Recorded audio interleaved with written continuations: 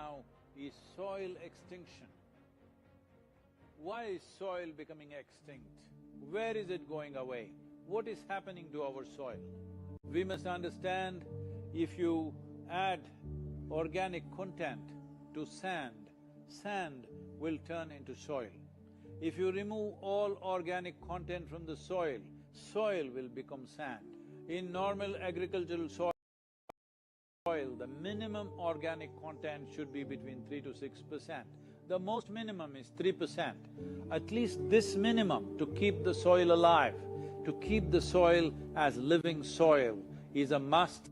Agricultural soils across the world, the depletion is so heavy. In most countries, more than 50% of the topsoil is already gone in the last 100 years. The nutrient levels have dropped significantly. The level of micronutrients you would get from your food in early 20th century to what you are getting from the same food now has dropped 90%. If you ate one orange in 1920s, what you got from it, now in 2020, if you have to get the same, you will have to eat 8 oranges. This is what we have done to our food. Soil is the biggest ecosystem on the planet, and so few people know anything about it. 1 teaspoon of healthy soil probably contains more microbes than there are people on Earth. The microbial life in the first 12 to 15 inches of topsoil is the basis of our existence. It is this magic beneath our feet which has produced the life that we are. This first 12 to 15 inches of soil is the basis of life for 87% of life on this planet, including you and me. We have to begin to recognize that what we call our soil, Mother Earth, is a living organism. Open soils, ripped open by ploughing, open to sunlight, is the basis of destruction of microbial life. So the focus should be on agriculture, the focus should be on seeing that and as much as possible, some kind of shade, grasses, herbs, bushes, trees. Conscious Planet is launching Save Soil movement to bring about a policy change to regenerate soil. As a part of this, I'm 65 and I'm riding 30,000 kilometers, a lone motorcycle journey, 30,000 kilometers across 24 nations to activate support from the citizenry to assure the governments long-term investments will be appreciated.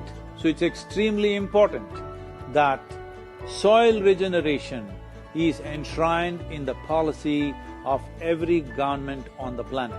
We must change the narrative on the planet that soil is a wealth, a legacy we have received from previous generations, and we have to pass it on as living soil for future generations. We are in a cusp of time. If you do the right things now, in the next 15 to 25 years, we can significantly turn this situation around and regenerate the soil. But if we allow this to progress like this for another 30 to 40 years, after 40 years if we attempt this, then it could take 150 to 200 years because that much loss of biodiversity would have happened. From 21st of March for 100 days, the whole world, every human being on the planet should talk soil. We must hear the word soil, save soil everywhere to see that the narrative on the planet changes towards the most vital aspect of our life, the soil. Each one of you should reach as many people as you can to make this happen. Many global leaders and influencers are already participating in the movement. Be a part of this and let us make it happen. For my part, as much as I can contribute. And the movement that you are taken up, I could not expect any more God's blessing than that. Sadhguru, and this campaign is so important. We're going to save the soil. Do your part. And saving the soils. And our planet's future depend on it. Sadhguru, save soil, my friend. Save soil, let's make it happen. Antigua and Barbuda is part of the Save Soil mission. We commend you for what you're doing That is why we are happy to sign the MOU. The science and philosophy that backs the thought behind the movement is tremendous. Save soil, let's make it happen. Save the soil. We know what we must do, so let's make it happen. Let's make it happen. Let's make it happen. Let's make it happen. Let's make this happen. Let us make it happen. Let's make it happen. Let's make it happen. Let's make it happen. Let's make it happen.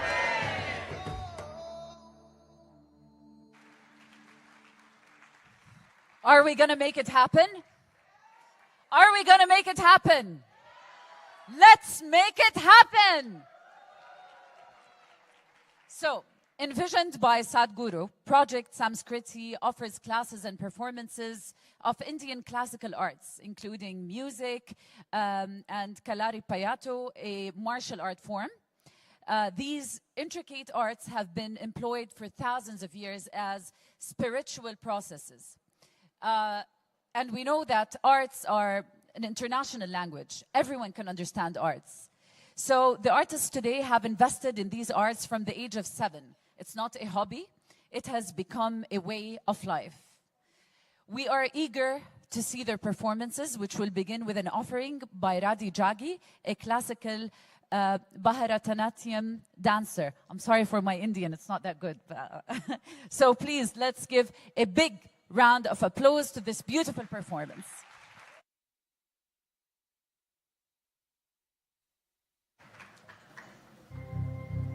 Project Samskrati is an endeavor to nurture and impart India's classical arts. Designed by Sadhguru, it offers programs to learn powerful chants, music, Bharatanatyam and Kalaripayata, an ancient martial art form conducted by the rigorously trained students and alumni of Isha Samskrati.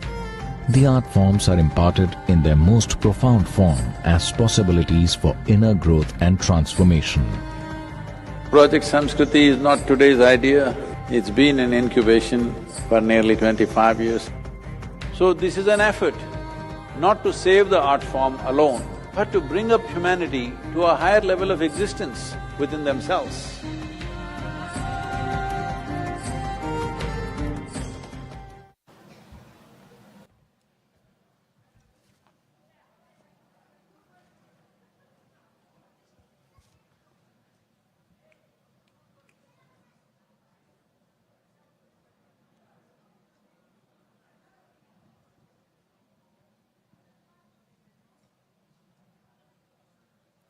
Namaskaram.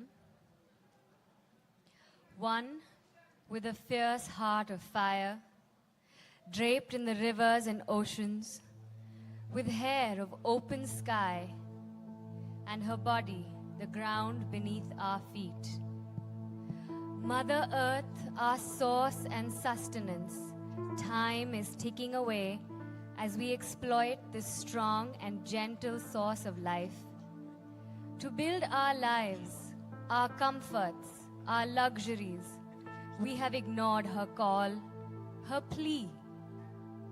As her children, we suffer the consequences of our actions upon her. Time is ticking away. It's time to reinvigorate and celebrate the mother that has birthed us, fed us, and the one who will embrace us into her bosom in our death. O Mother, in celebration of your grandeur, in concern of your well-being, in love with all that you are to us, we dance in tune with your rhythm as we are only a part of you.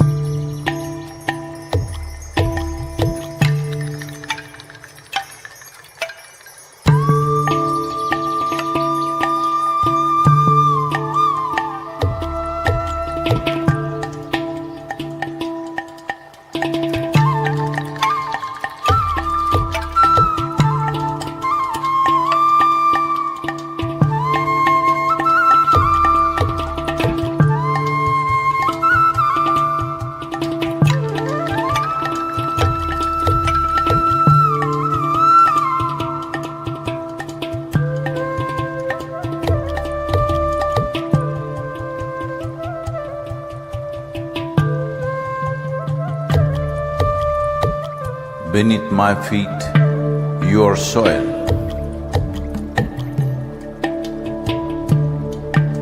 When you rise, you become a tree. Again, you fall as a leaf. Who are you?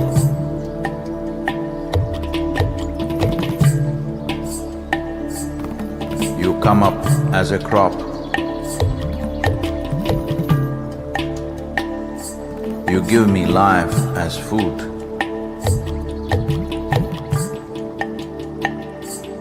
Whether I am alive or dead, you are the only refuge. Who are you? You come as water. You come as milk. You come as honey. Who are you? If I eat, it is soil. If I breathe, it is soil. If I die, it is soil. Oh, my mother, who are you?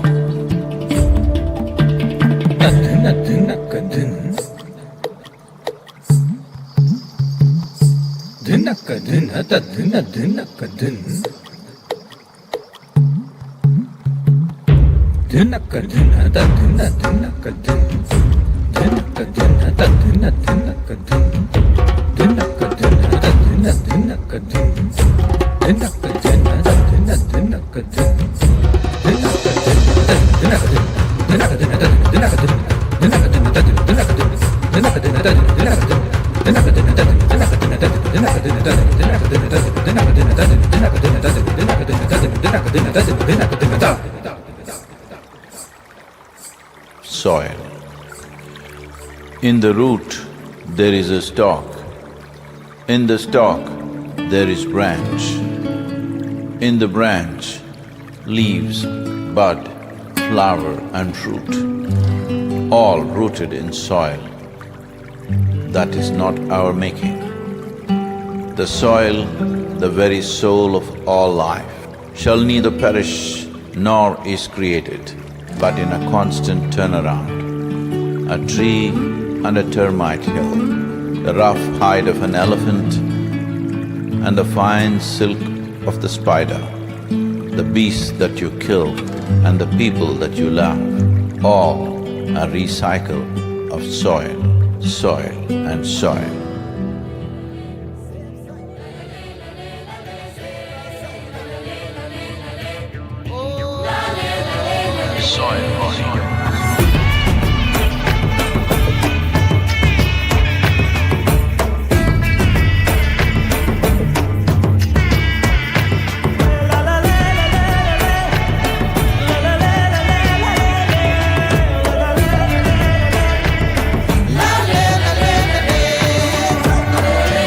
The magic of soil is it turns death into life.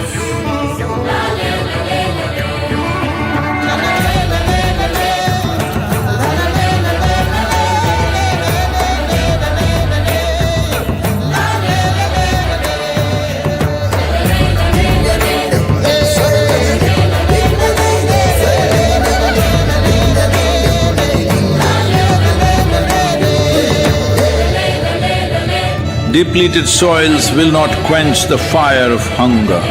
Unquenched hunger can burn the very world. This is a generational responsibility. Save soil, let's make it happen.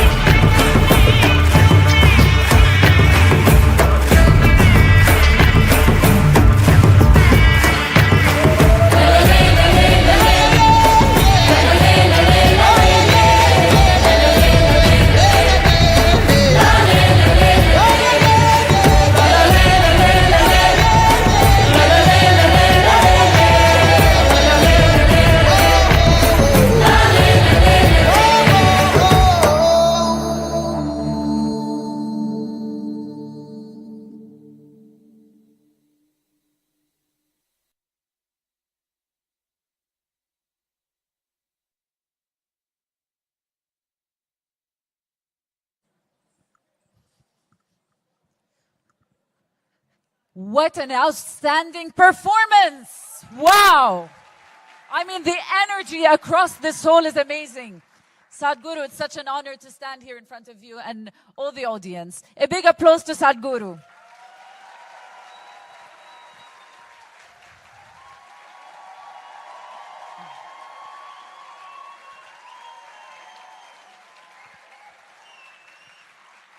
Honestly, it's a big honor to have you here in Jordan. And I think what you're doing is a wonderful message to the whole world. And I know together we can, and we can make a difference. And you going around the whole world, 27 countries, 300,000 kilometers, is no joke. We're so proud of you. Thank you.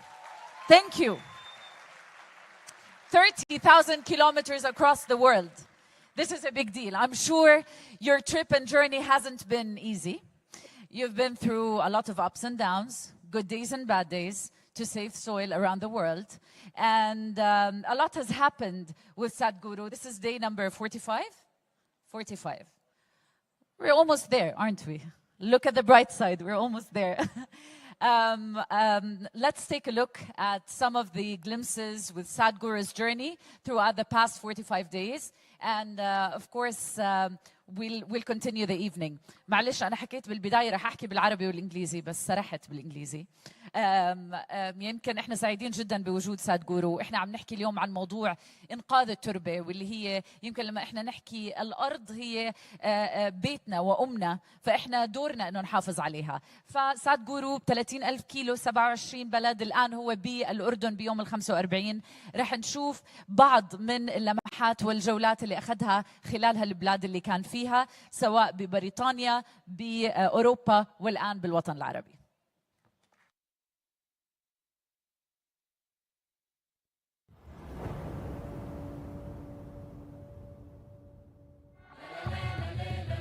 It's a great pleasure for me. These beautiful Caribbean nations are going for this first.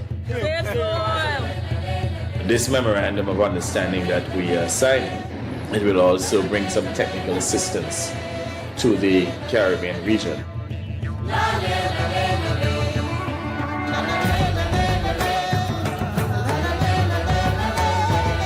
This is a historic moment because here is the first step to turn around.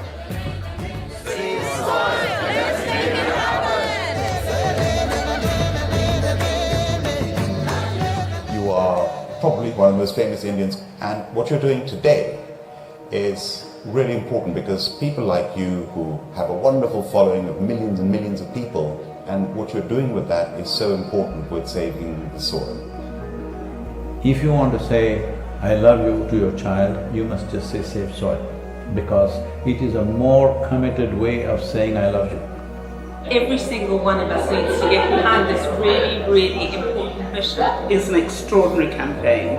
It echoes what we in the Commonwealth have been aspiring to do for a number of years. Next 100 days from 21st of March, we want the whole world to talk about soil. It is not about the motorcycle, it's not about the journey, it's not about the song, it is about moving people on the planet. Make it happen, huh?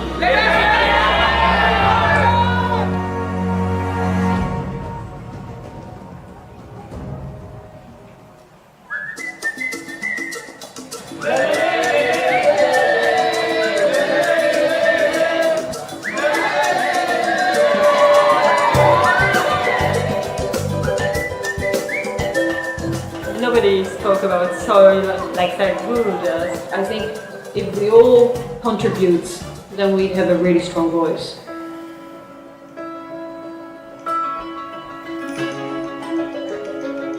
There has been so much excitement and everybody is so excited to hear Sadhguru.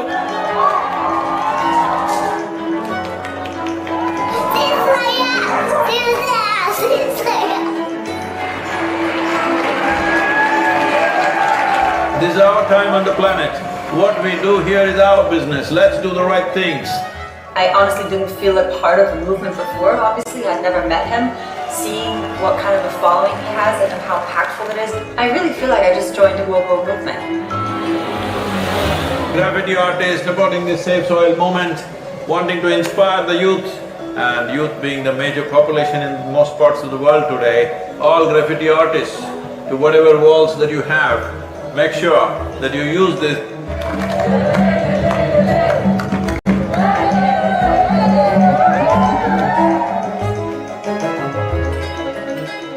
One of the most beautiful cities of Europe. It really resonated with me, the message that we have to save our soil. It's our common issue together. It's not for one nation, for one person, but we as people have to unite and to solve this.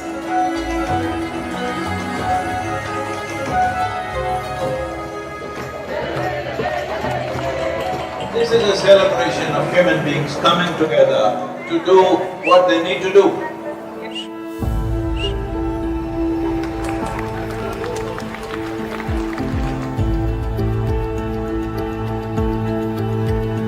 Had a wonderful meeting with the Agriculture Minister of Slovenia.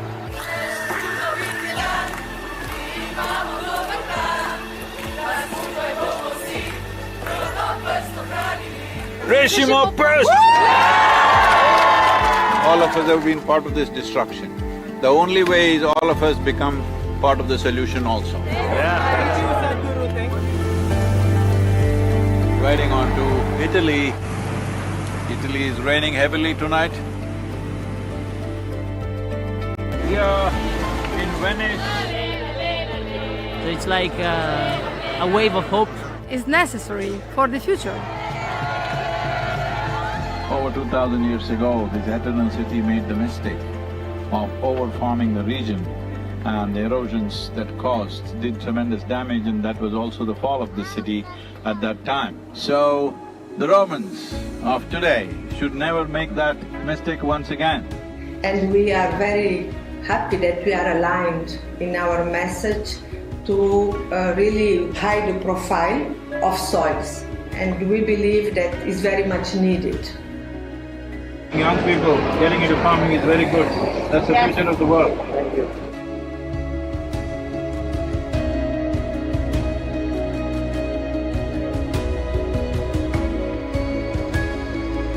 Here we are in Geneva. I think it's a message of urgency, but it's also a message of hope. So I would really like to thank Sadhguru for his leadership. The global movement led by him addresses the soil crisis by mobilizing people around the entire world. It touches your heart, you know, and his message is strong. This massive fountain in the Lake of Geneva is lit up for Save Soil today. With Save Soil colors of blue and green, you cannot stop this. The moment is on. It's going to be on till the policies are done. See, when people want it, it definitely will happen. There's no question about it. Tell me, will it happen?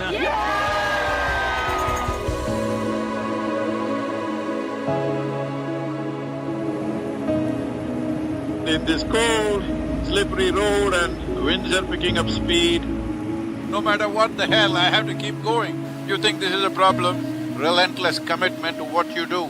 That is the only solution. Save soil, let's make it happen.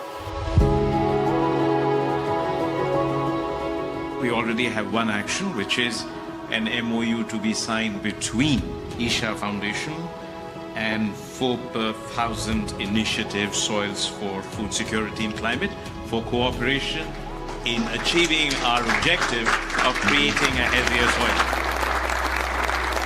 We were just sharing exactly the same objective, increasing carbon content in the soil.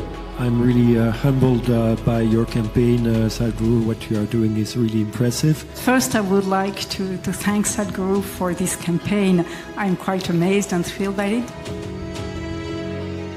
I was very honored to be on the stage and be able to actually express that his mission is what we need. It's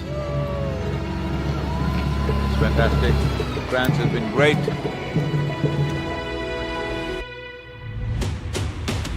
Well, Brussels. Let's put together and work on a common message for all to save a resource that determines our future. Save the soil. We should all stand up and make the most impact we can to create a real change in the world. and then a smashing evening at the main event. And a super enthusiastic crowd committing themselves to make this happen. It's heartwarming to see everybody come together. Save soil, on the move. Let's make it happen.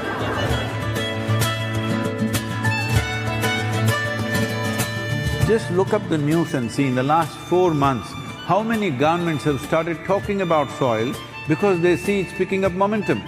But if you create 3 to 4 billion people talking about soil, that's it. That will be the main conversation in the government. Save the Soil is a very important movement that we support as UNCCD. We would like to propose to the world to do whatever they can to protect the soil, because it is our future. Save soil, let's make it happen. I need someone to show me the way. I need someone to show me the way.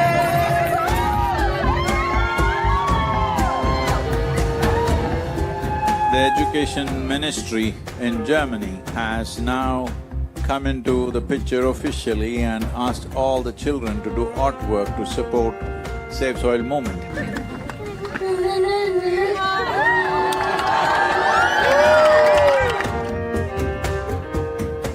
Good, Arjun, wonderful. Congratulations that you wrote to the Prime Minister. Let's make it happen!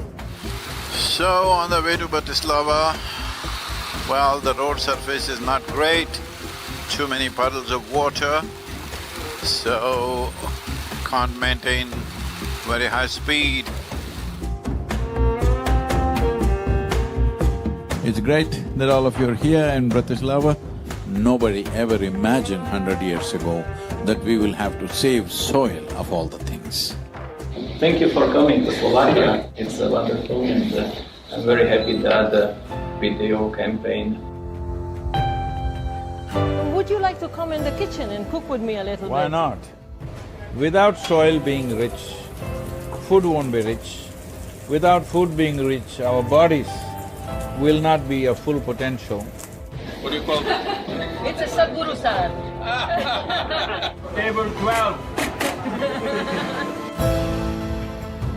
The old heroes always built something which stands up like this, but the new heroes are those people who will nurture the soil which always lies beneath our feet, never stands up.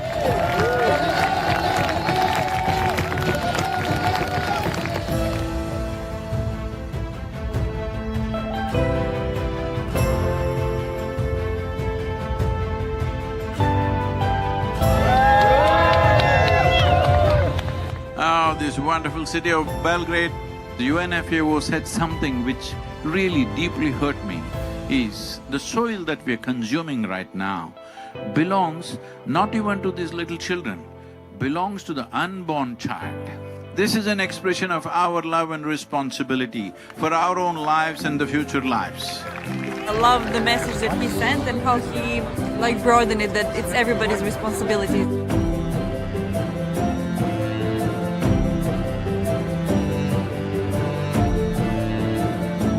I think there is a great potential for a good collaboration, partnership with the campaign Save Soil, and what we are doing as a government, we can make it together. It's very important, bringing a certain sense of love and celebration towards the land that we walk upon. It's just afternoon, but temperatures are around 2 degrees, morning it was below 0. Not a weather for motorcycle for sure. Going from Sofia to Bucharest.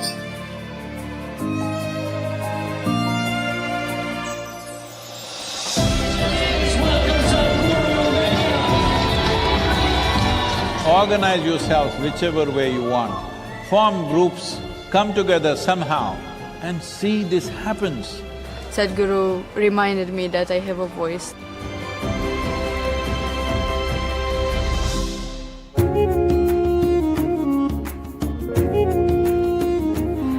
promised them, we were really amazed by Sadhguru to appear, and they were just so happy to see him. This many people, if all of you are committed and you spend 15–20 minutes a day to enhance the message, I think I don't have to go on riding like crazy. Yesterday I rode 18 hours, can you believe this, through Bulgarian roads? Is an honest expression of his wisdom and love for humanity, I think.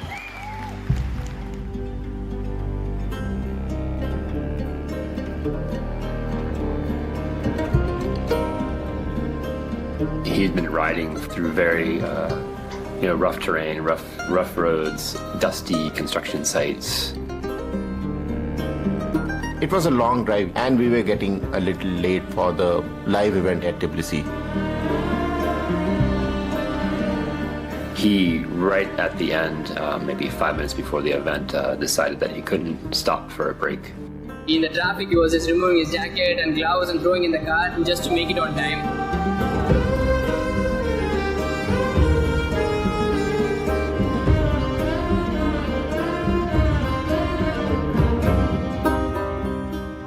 The whole purpose of this moment is to bring this home, that when you walk up on the soil, you know it is the source of your life.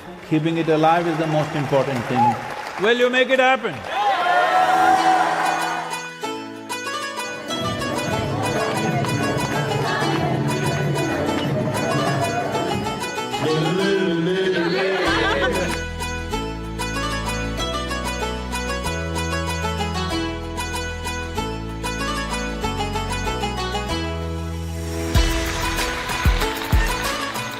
We could have touched, or nearly about 1.2 to 1.3 billion people have spoken about soil since 21st of March.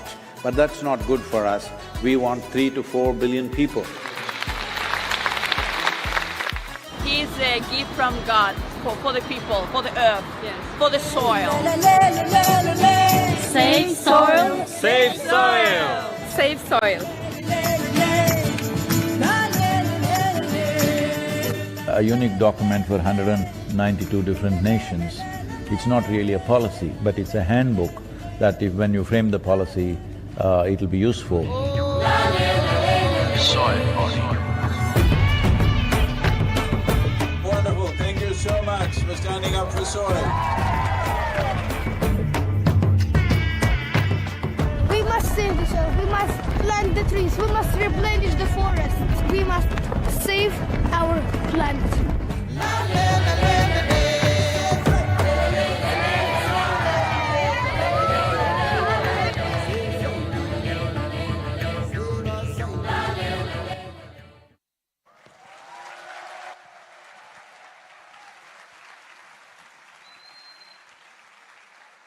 I felt tired looking at the video. I don't know what you've been through, honestly.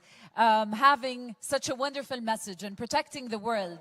And I think the unity that we felt throughout COVID, although we were so far away from each other, but we really felt that Earth needs us and Mother Earth is calling us. And this message is one powerful message, and we're so proud and happy to have you here in Jordan. And the way we say it is أهلاً وسهلاً, so we'll tell you أهلاً وسهلاً ومرحباً فيك بالأردن. I mean, to spread such a powerful message, and for one person to travel 27 countries holding one message, and we've already been hearing the word أنقذوا التربة, or save the soil, for the past couple of years. We want to thank you for saving the earth, and it's our mission now to save the earth. Are we ready for that, people? Are we going to save soil?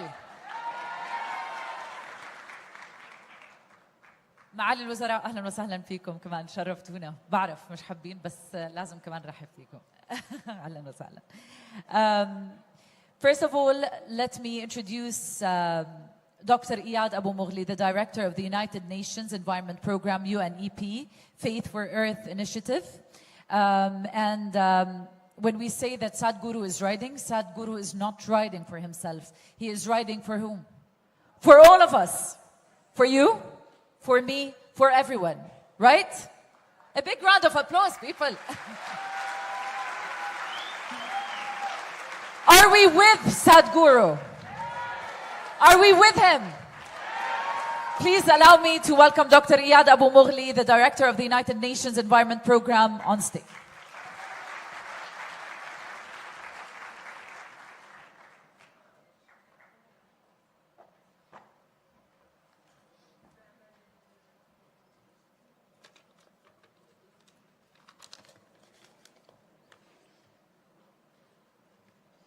Assalamu alaikum, namaste, greetings of peace and blessings.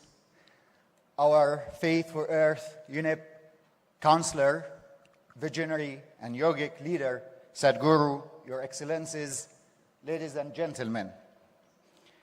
It gives me a great pleasure to welcome Sadhguru to Jordan as part of his historic 100 days journey across 27 countries on a noble mission to save soil through the remarkable, the Conscious Planet movement.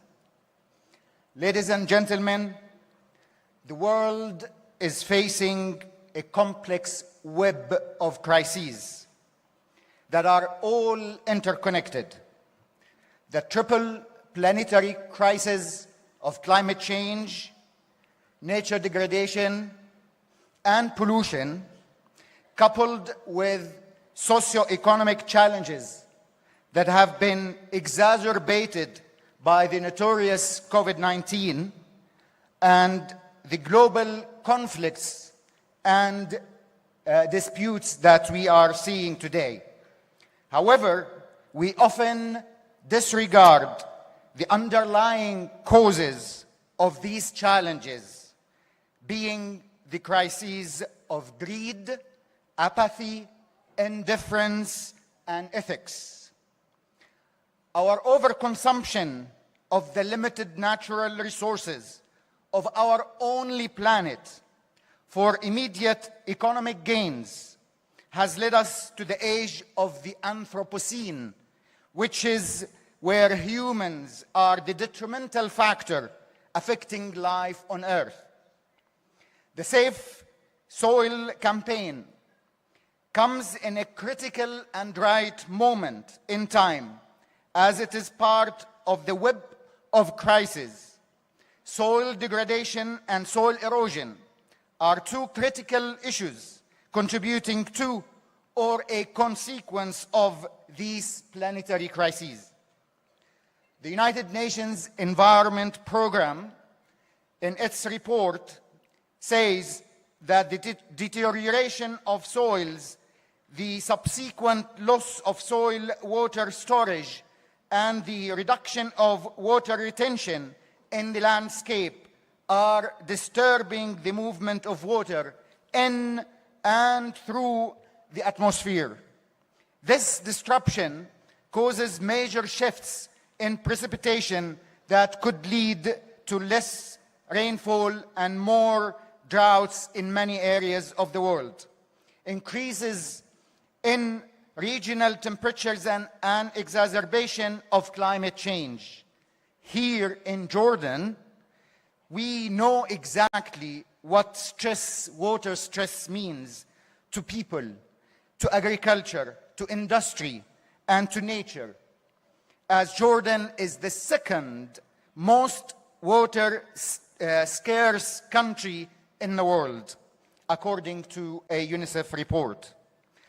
Recognizing the importance of saving soil and addressing ecosystems as a whole, the United Nations Environment Programme, with its sister agency, the Food and Agricultural Organization, launched last June the Year of Decade of Ecosystem Restoration. Therefore, this Conscious Planet campaign to save soil comes in direct contribution to the global efforts. As myself is the director of the Faith for Earth Coalition of UNIP, I have launched a global strategy to highlight the importance of the role of ethics and values and religious beliefs in contributing to ecosystem restoration. I am glad that Sadhguru is taking the lead among visionary leaders in bringing an ethical approach to address soil degradation and mobilizing actions by millions of people around the world, including decision makers, international organizations, religious leaders, as well as the public. I was honored to host Sadhguru during the United Nations Environment Assembly that we held a couple of months ago. This assembly is the highest global policy-making body on environmental issues. With 10 other leaders, Sadhguru spoke about our moral and spiritual responsibility towards Earth and natural resources. Sadhguru's message on soil, our very body, was loud and clear and resonated with the United Nations effort to curb soil degradation and soil erosion. On June 5th, the World Environment commemorates the World Environment Day. This year's theme slogan is "Only One Earth." This comes exactly 50 years after the United Nations Conference on the Human Environment held in Stockholm in 1972. 50 years later, we have degraded more soil, destroyed more ecosystems, and are on the fringe of a global food crisis. This year's Stockholm Plus 50 conference, to be held next June, is asking people, what future do you want?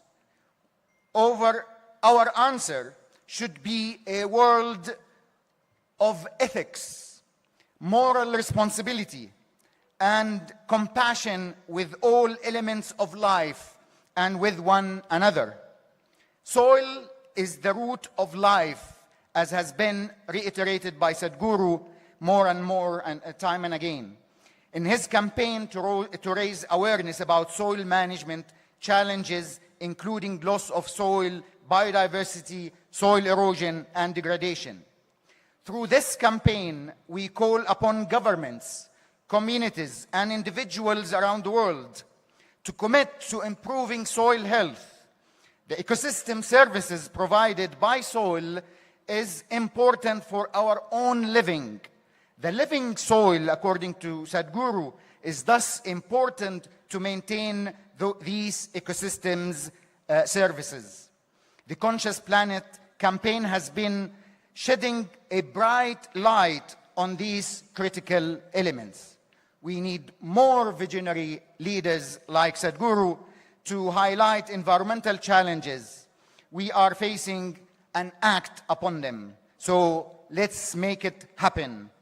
Thank you very much, and the best of luck to Sadhguru in his remainder of the journey. وَتَأْتَ أَهْلًا وَحَلَلْتَ سَهْلًا.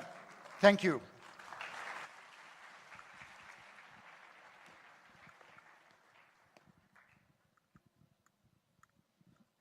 Thank you, Doctor.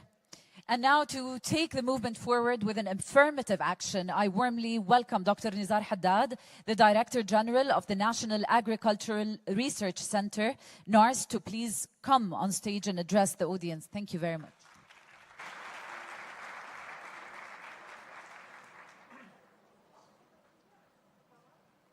Sadhguru, ladies and gentlemen, distinguished guests, allow me to confess that it will be really very difficult to speak after such wonderful, impressive, comprehensive speech after you, Doctor. And I feel like in a trap, because after me Sadhguru will be speaking, who is really inspiring for all this movement. I would love to say that it is exactly the right time to work toward solving this very important issue, going back to nature and understanding the difficulty and the threat that is facing the next generation.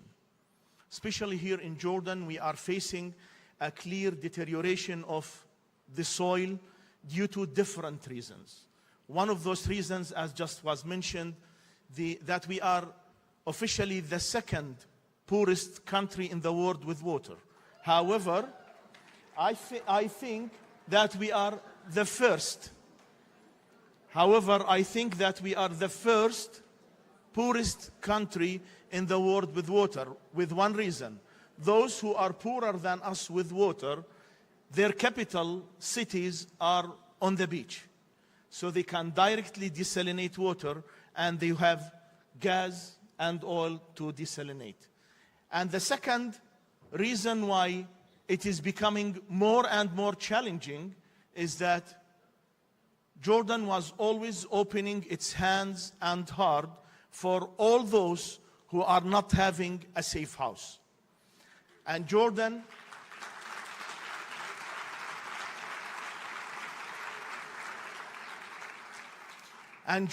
was opening hands and hearts for all those who are not having safe house, and this is why we lost many of those lands that were really very fertile.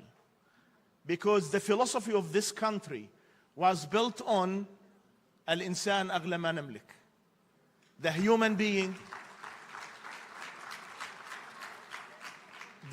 being is the first and the most important treasure that we own as a country. And therefore, I think and believe that your visit, Sadhguru, to this country will highlight, and I'm really impressed, you know, the organizing committee, landmark, what you did is really amazing. It's really amazing to have all this group of people coming here, thinking and trying to contribute to save the soil. I would like to say, as being the head or the Director General of the scientific arm of the Ministry of Agriculture, the National Agriculture Research Center, and also the scientific arm for the Ministry of Environment, I think we can do a lot together. What you are doing, Sadhguru, you are humanitizing science. You are making science, you are giving the dress code of human being to, even you said in one of your videos, humus within the soil, اللي هو المادة العضوية في التربة, and human are coming from the same root. I really like that. I would love to add on it, soul and soil are really very close to each other. So you have been able to speak to our souls, how to solve the problem of soil, and I believe we as scientists, we need to learn how to simplify things if we really understand them, to make them understandable for everyone. Thank you very much again, and we look forward to hear from you.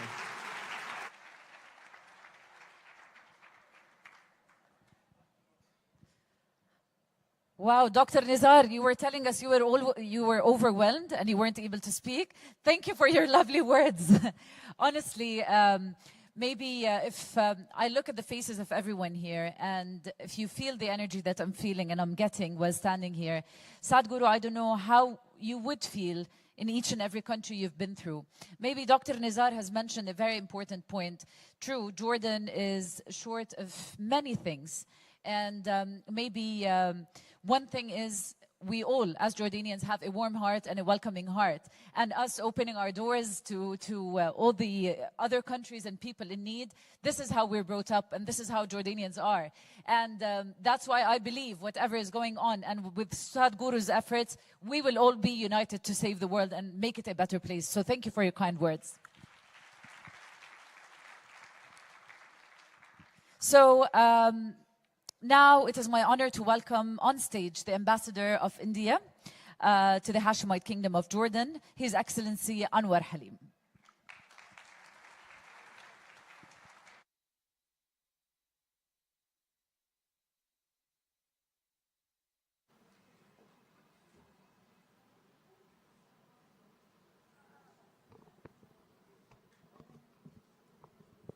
Honorable Sadhguru, very distinguished participants, members of Jordanian society and community, Mary Nazal, and all of you. Assalamu alaikum, namaskaram, good afternoon. First of all, I'm very grateful and privileged to be here on this day. This is a very, very special day, a very rare day, that personality like Sadhguru is among us. I'll come to that, but first of all, let me reiterate that the relation between Jordan and India had always been more than friendly. They are brotherly. We have so many commonalities, similarities in society, in culture, in ideas, and towards the end of the life, which are immense. And perhaps the vision of Sadhguru is a very harmonious representation of all that. Our relationship, especially very personal and friendly relation between His Majesty King Abdullah II of Jordan and Honorable Prime Minister Shri Narendra Modi of India, is a manifestation of closeness among us.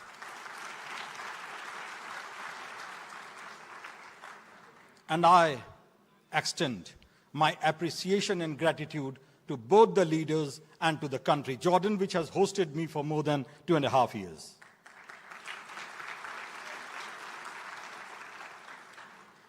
There are very few occasions in the human history when someone comes up, a person who in his persona and in his mind is someone of immense inspiration like Sadhguru. I remember when he arrived, that was the first day of Eid. And I have seen in Aqaba how people came to him and how he was welcomed and how he has captivated the heart and mind of people throughout. That too on the first day of Eid and second and third day is amazing and testimony to the influence and your vision and your focus on the subject. Let me, very distinguished speakers have already said so much that I would not touch that subject again, but I would definitely like to touch another area. Number one, with my personal interaction with Sadhguru, I am very deeply humbled. I am very deeply humbled because of his simplicity, his integrity, his perseverance, and his focus on the subject. This is the subject which is of utmost significance to all of us. Many have said about Jordan, water is scarce and everything. We should always remember that nearly 4 billion years ago when Earth was formed, it has to pass through certain stages and phases, and the soil is a result of that. Our whole human existence and subsistence is based on that 3 feet of soil, without which our life is meaningless, we are no more.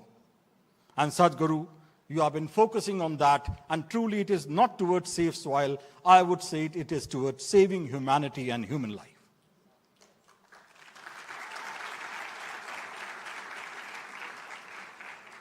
Let me give you another version of what I would say towards this.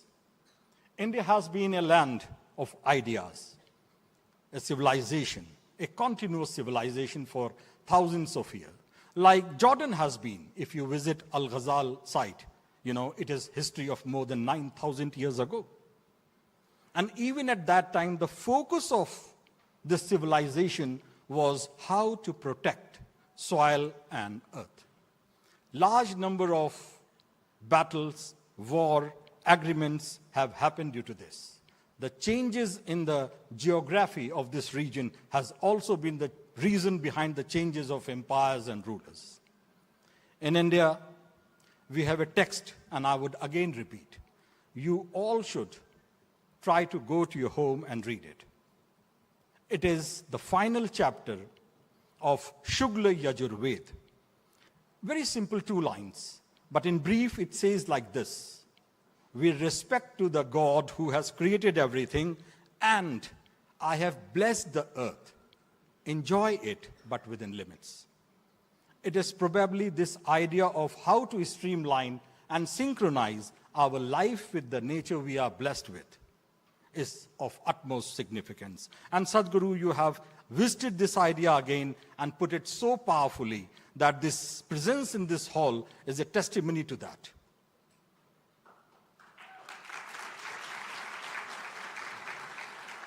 And this is a blessing which no one can refute. If we read the Quran, again and again Surah Rahman says, فَبِأَيِّ عَلَىٰ رَبِّكُمَا تُكَذِّبَانِ. Again and again it says, O people, how long can you refute my blessings? Soil is one of the biggest blessings, and we should not refute this. We should respect it, obey it, and follow it.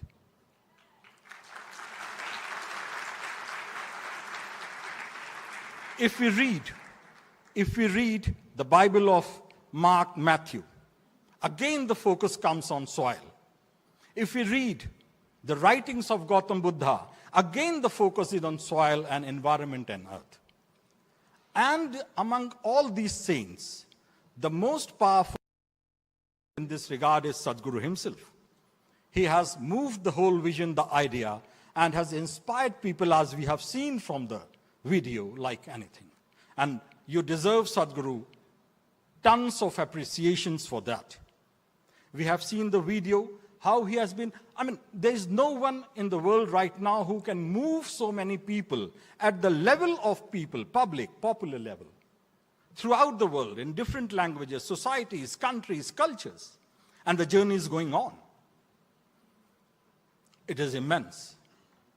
In the modern day, there would be many approaches toward environment, but there is only one most popular approach on soil, and that is Sadhguru's. I think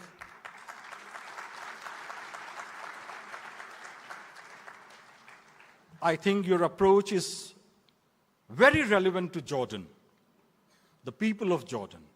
The atmosphere, society respects it and they demand it. I have seen in the last 3 days how many at the highest level people have responded, and they have discussed in great detail about it. We are very fortunate that this icon from India, which has now turned into the icon of the world in this regard, is among us.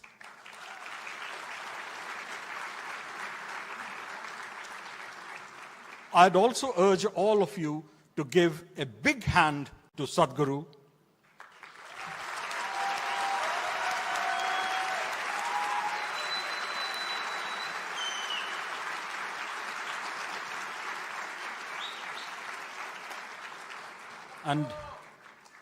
And we are very, very fortunate, Sadhguru, that you are among us. And everyone is waiting for your words on this subject and on life, which can guide us further and more. And Jordan be a very, very important chapter of your book. And another thing, I have not seen, I rode motorbike myself. I have never seen someone has so much of energy to ride the motorcycle for 6 hours and 8 hours. Commendable. I think more than that also.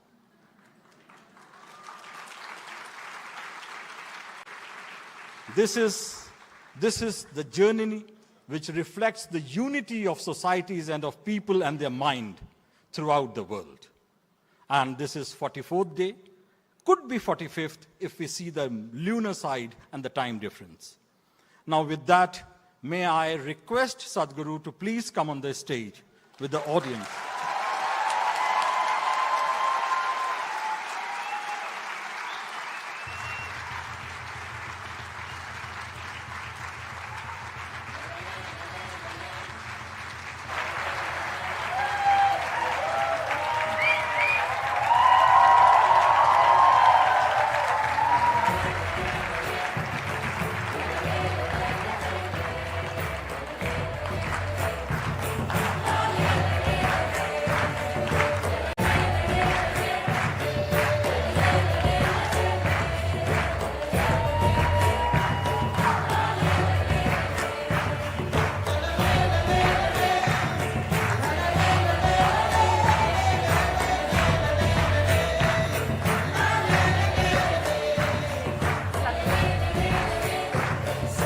Turn around.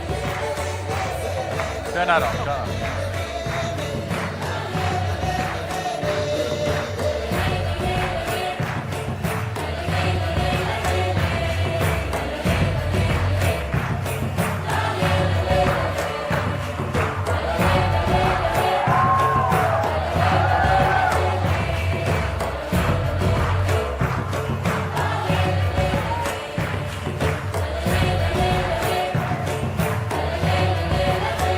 Can we have all the audience carry the Save the Soil banner so we could take a full photo together? That's okay. Only the small ones, okay. It's all right.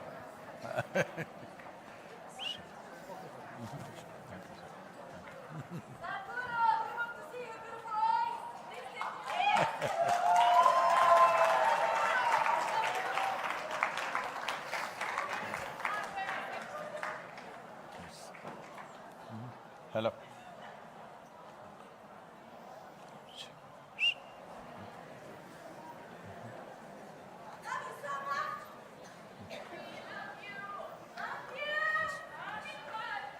Please.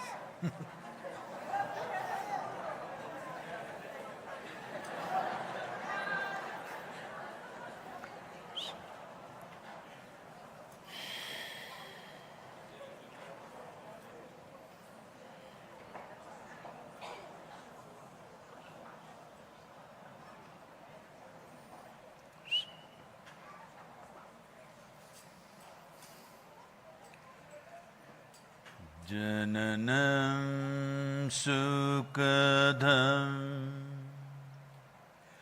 maranam karunam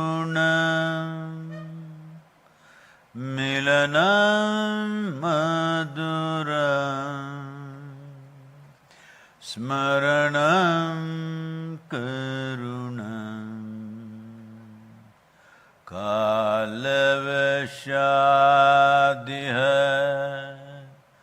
sakalam karunam samayadipate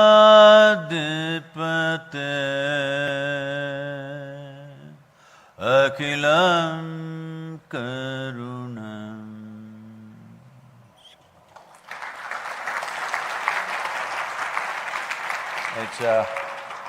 It's my fortune and privilege that I'm in your country during the period of Eid. Greetings to all of you.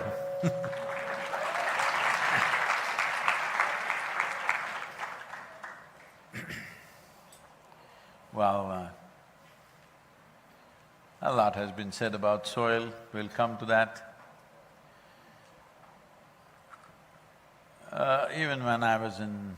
when I was in school, I played in almost every sporting team that was there in the school. Like, I was in the football team, I was in the field hockey team, I was in the kabaddi team, I was in the volleyball team, and the shuttle badminton team, and I was in the boxing team. So, most of the time I only played games, that's the only reason I went to school. So every year I get lots of medals, cups, whatever, certificates on the school days and other things. But I never went up and received even once because I was always so embarrassed about people clapping at me and saying whatever things. But today, His Excellency the Ambassador has gone out of his way to embarrass me, absolutely. So well, see, there are many ways to look at life. Can I tell you a story, what happened in my life? When we were children, my father being a physician, we lived in a city. But my ancestral home was in a small town or a large village or maybe a small town you can call it, where they were wealthy people and big landowners and a huge home.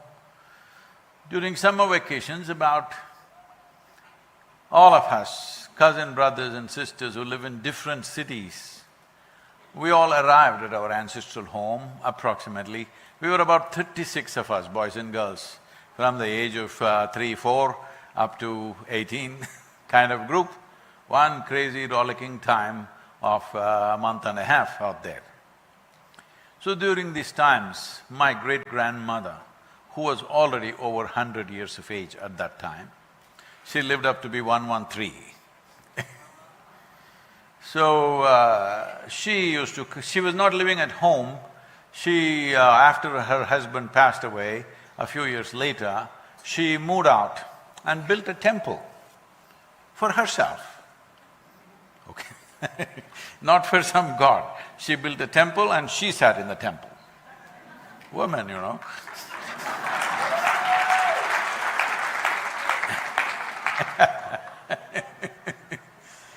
So, people gathered around her, and when all the children came, she came home to see us during those times. There are many things about her, I will cut it down to one aspect which is important for today. One thing I saw about her was, you know, I'm like around 4 or 5 years of age, and I see that if morning her breakfast is given to her, she will go about, she will feed the ants, she will feed the sparrows and squirrels. Nearly 50 to 60% of her food would go to these things.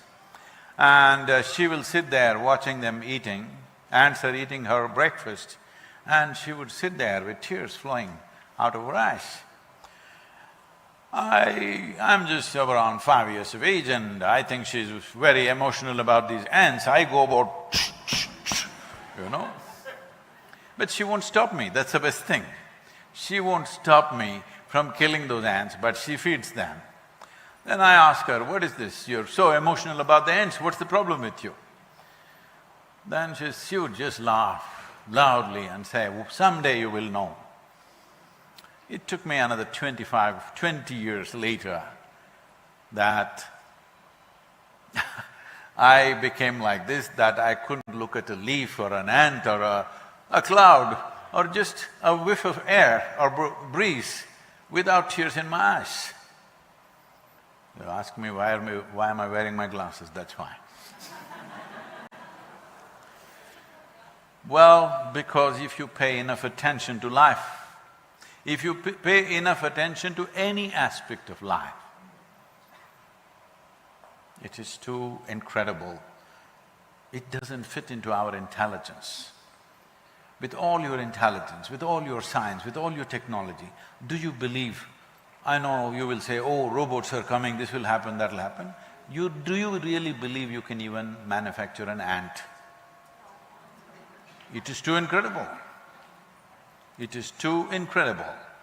So, unfortunately, human beings have come to this as what is important and what is not important in their life. Whatever created all this did not pay more attention to human beings and less attention to ants. Hello? If you have paid enough attention to an ant, you would realize they are created as intricately as we are. Hello?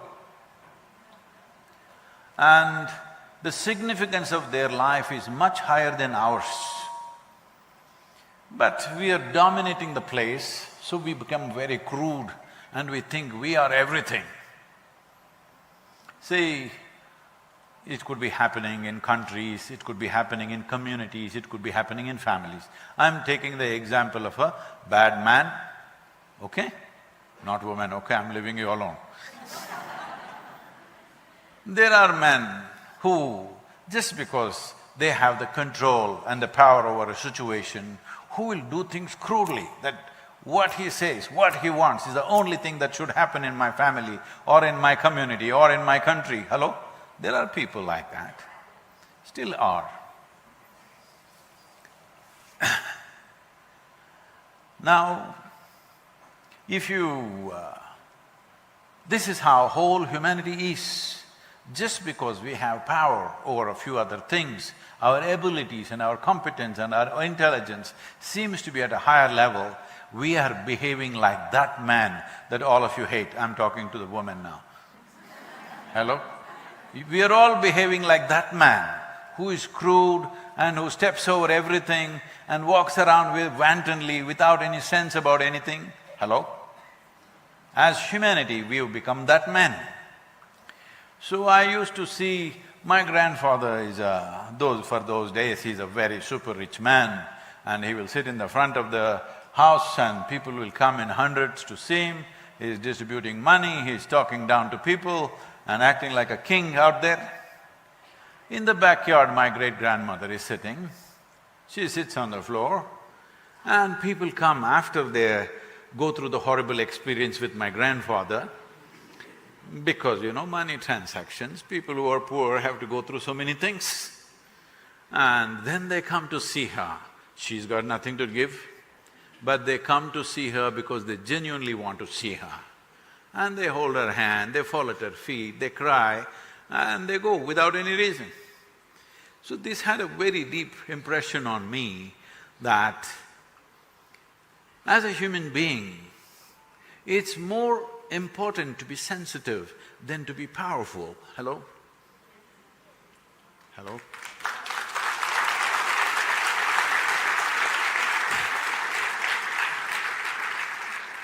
Today, unfortunately, we are looking at everything as power. Money means power. Wealth means power. Education means power. Information means power. It's very important that with the kind of intelligence, with the kind of competence as human beings we've evolved to, it's extremely important. Our sensitivity to life is far more important than our ability to exert our power on everybody. That's the crudest way to live, most uncivilized way to live. Even animals don't do that, I'm just informing you. Hello?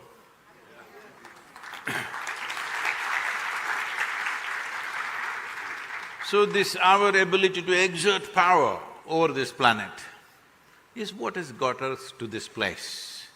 There is no one evil person or entity sitting somewhere wanting to destroy this planet, there's no such thing.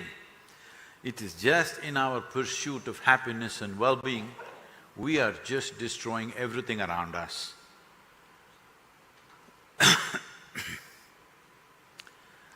Because we were… Is it okay, can I continue a little more with my great-grandmother? Because she lived that long, People used to say she's a devil of a woman. Not because she did anything evil, because if she laughed, the whole street shook. Like that she would laugh.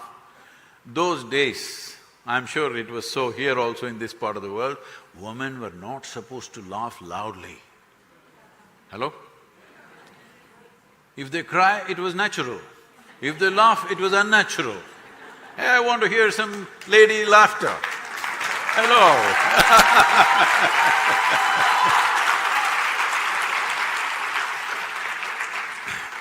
I am sorry for the women for all that, but I really pity the men. How did they live with women who cannot laugh? Hello?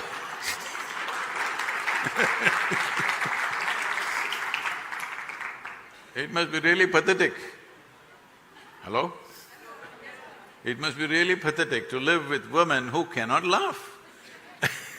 No laughter in the house. How do you live in that damn place?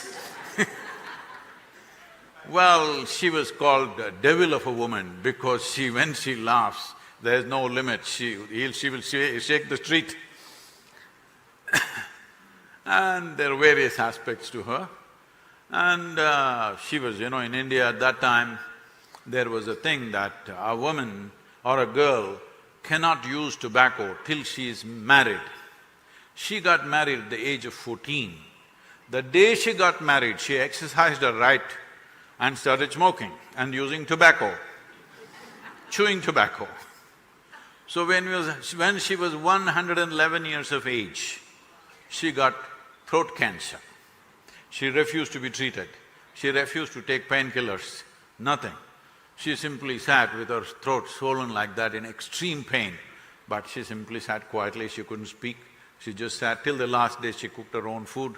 At 113 she passed away. Why I'm saying this is because today, unfortunately, humanity is deeply contaminated with information, deeply. All kinds of nonsensical stuff. Everybody can go online or just read 2 WhatsApp messages and act like a soil scientist. Yes, about everything. People know… when people know everything, they're a disaster, just know this. We have replaced human attention with information. We don't pay attention to anything. We know everything. I read about you online. I know you. I don't have to pay attention how you sit, how you stand, how you speak. No, I already know you because I've read your goddamn page. We have become like this. Once you lose your attention, you lost the creation itself. If you lost the creation, definitely you lost the source of creation in your life.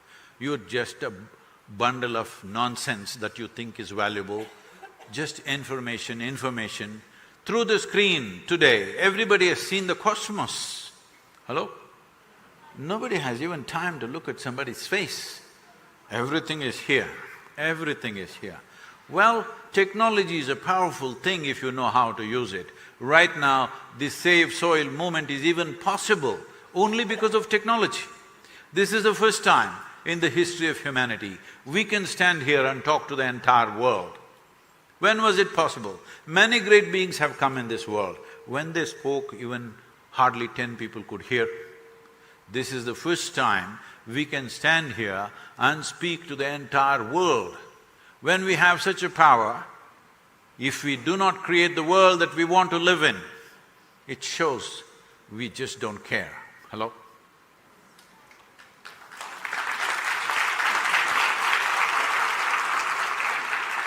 Because in our lives, if we do not do what we cannot do, that's not the issue. But if we do not do what we can do, we are a disastrous life. What we can do must happen. What we cannot do will not happen, that's all right. But for the first time, when you are able to talk to the entire world, how are we using this capability? This is a very important thing. You have a phone, you have phone, smartphone or dumb phone? Huh? Smartphone, okay. No, I'm just checking because you generally refer to somebody as smart only if they are smarter than you, right? No, I'm just being mean, it's okay.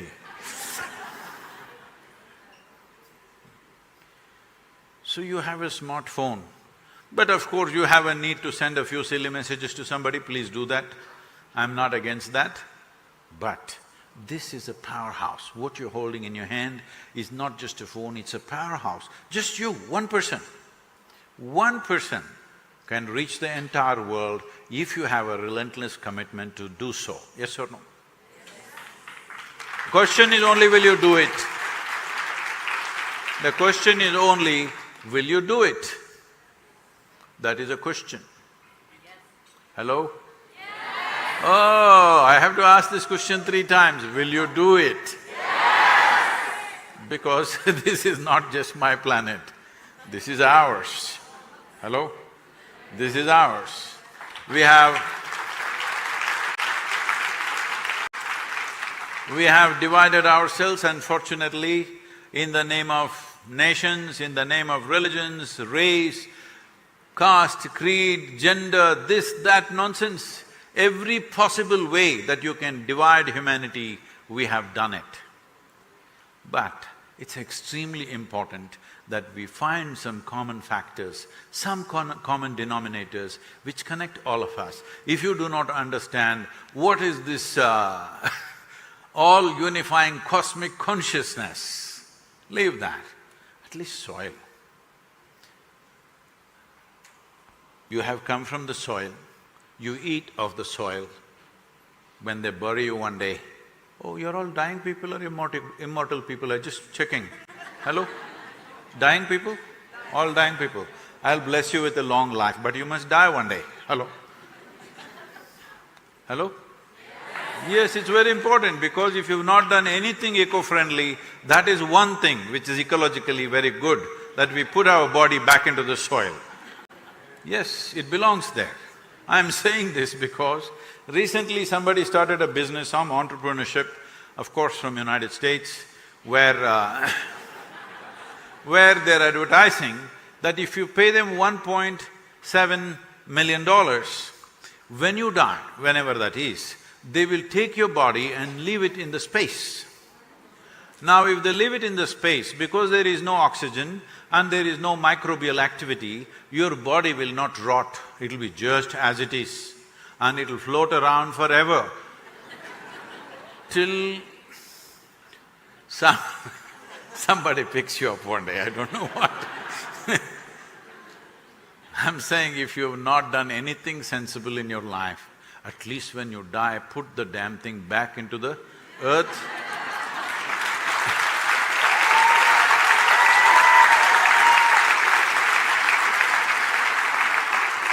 Because we took it from there.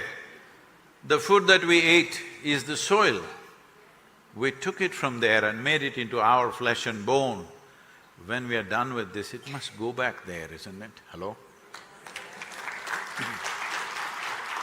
But our sense of power and our sense of capability has become like this, we will take our bodies and let it float in the space, or we will put it in metal boxes and store it up like a parking lot.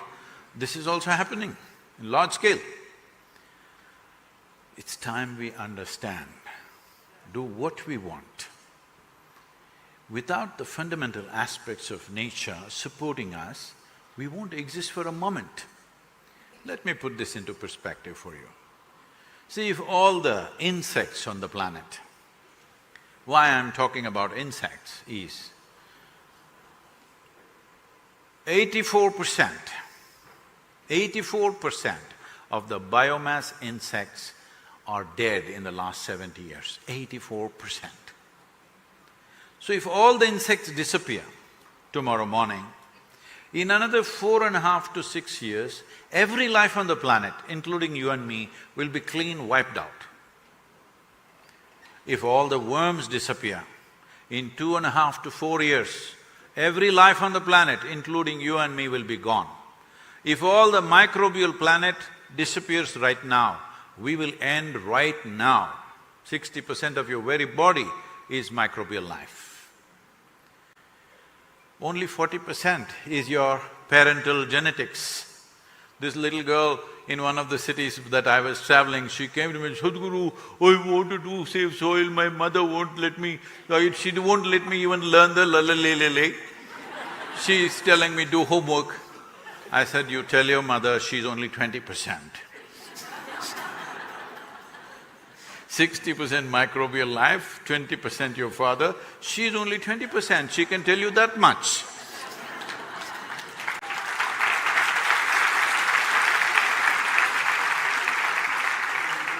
This is important that we understand this. Your children don't come from you, they come through you, it's a great privilege.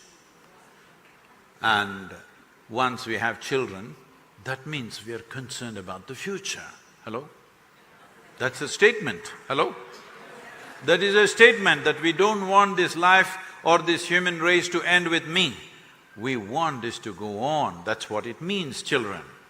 I was in Tbilisi, in the morning one TV journalist is interviewing me and he says, Sadhguru, in Georgia, we are not interested in the future, we are interested in our jobs, we are interested in our gas price and this and that and war. I said, that is fine. If you're not at all interested in future, that is fine. This is all coming from these silly ideas of be in the moment. It got you also in Jordan? Huh? You also? Oh. So I said, see, this is fine if you're not at all interested in future. But do one thing as a nation, stop having children, because once you have children, you have expressed that you're concerned about the future. Hello? Yes. Because once you have a child, it's a 20-year project. If you're not ready for a 20-year project, you should not go for it. It's 20 years only if they do well. If they don't do well, it's a lifelong project.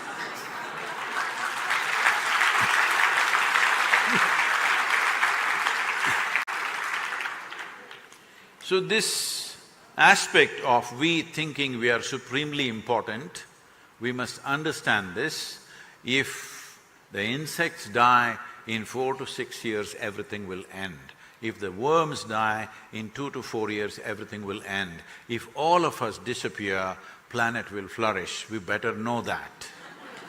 So other life is not happening because of us.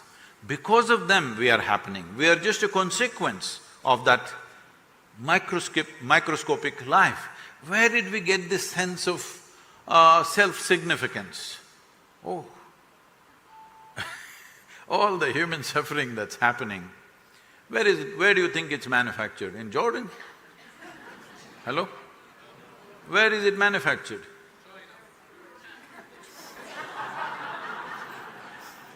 No, you didn't hear that.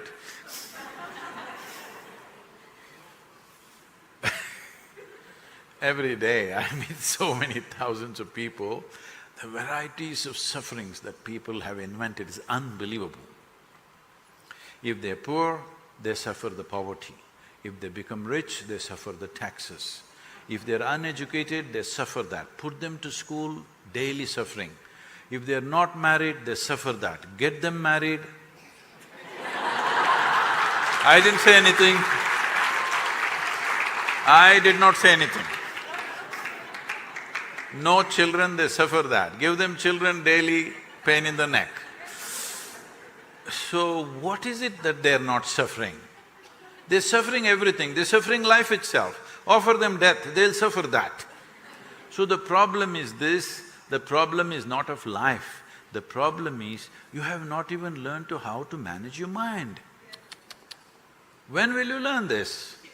You are 25, 30, 50, 60 years of age, you have still not learned how to use your thought and emotion for your well-being. When will you learn this? I just want to know in Jordan, what is your life expectancy? Are you 10,000 years or something? Hello?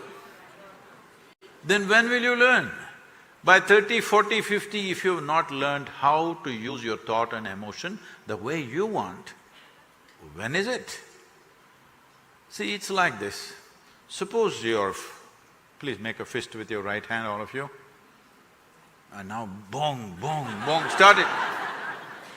Suppose your right hand starts hitting you. What to do? If you have a friend or family, they will hold you, no, no, no, don't do this, don't do this. But chun, chun, chun.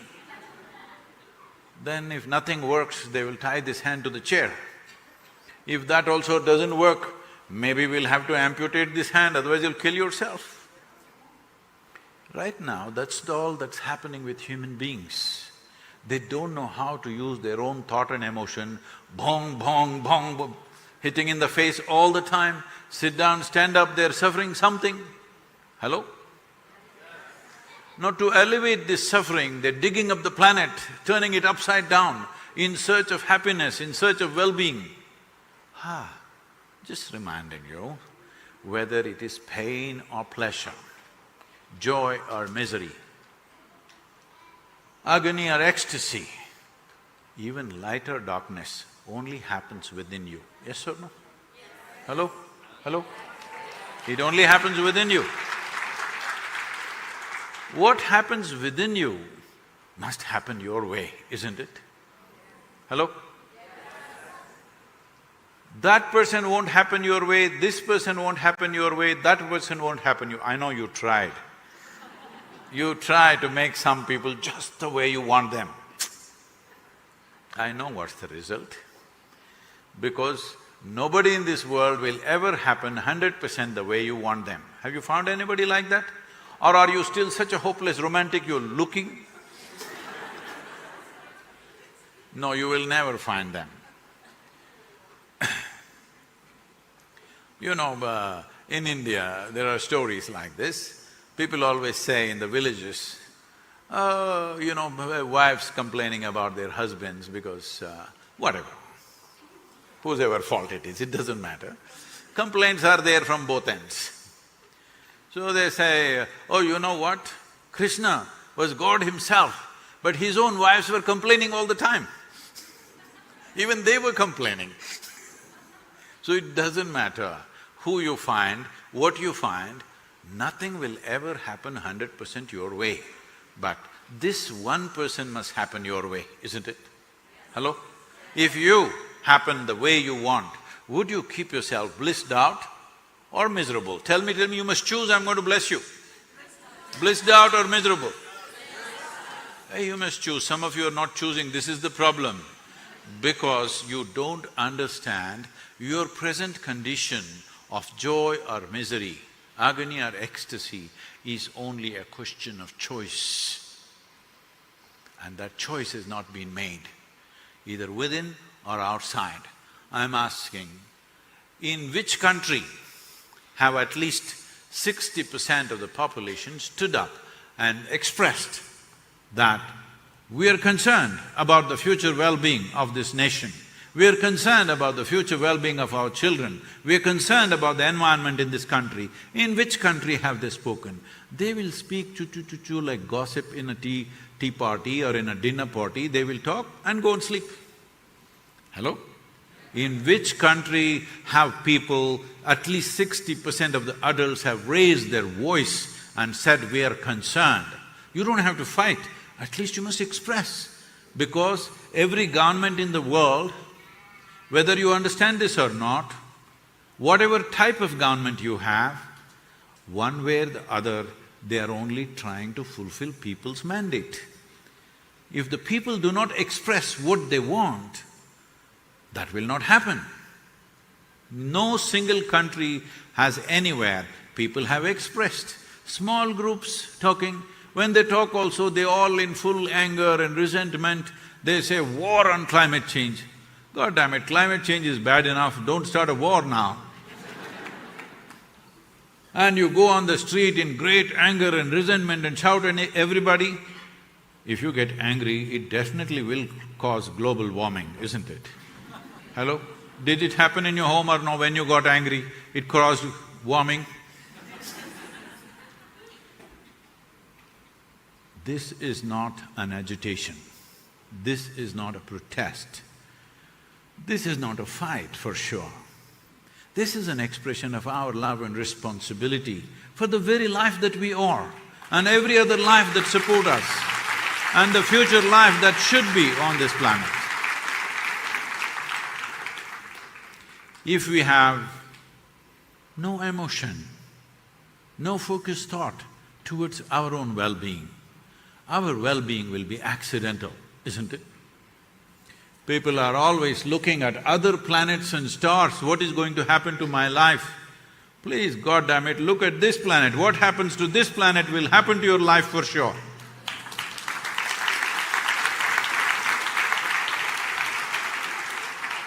Where the other planets are going, where the stars are going, whether that'll influence you or not, you can debate. But what happens to this planet will definitely determine the quality of your life.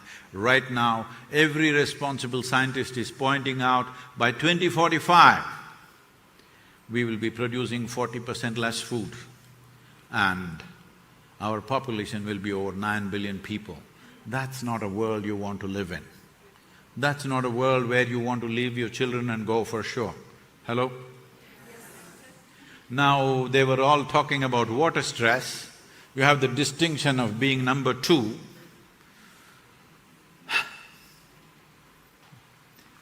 That's not a thing to celebrate. But I'm telling you, by 2032 it is expected that 3.5 billion people on the planet will be water stressed. And this will trigger mass migrations. They're expecting by 2032 to 2035, we will have about 1.2 billion people migrating in the world, mainly because of degraded soils and water stress. And those times are gone when people are thirsty, they just sat in one place and died because they did not know what is happening in some other place. Today everybody is informed, everybody is seeing where it is, everybody has some means of transport and they will travel. Migration. When it is unplanned, forced migration like this, the amount of suffering that human being will go through will never be reported. If 1,000 people die, somebody will write about it. But the suffering that the living go through is worse than the death, especially women and children. The worst suffering during migration happens to women. Worst exploitation happens to women. A stable society is very, very, very essential if women on this planet have to live well.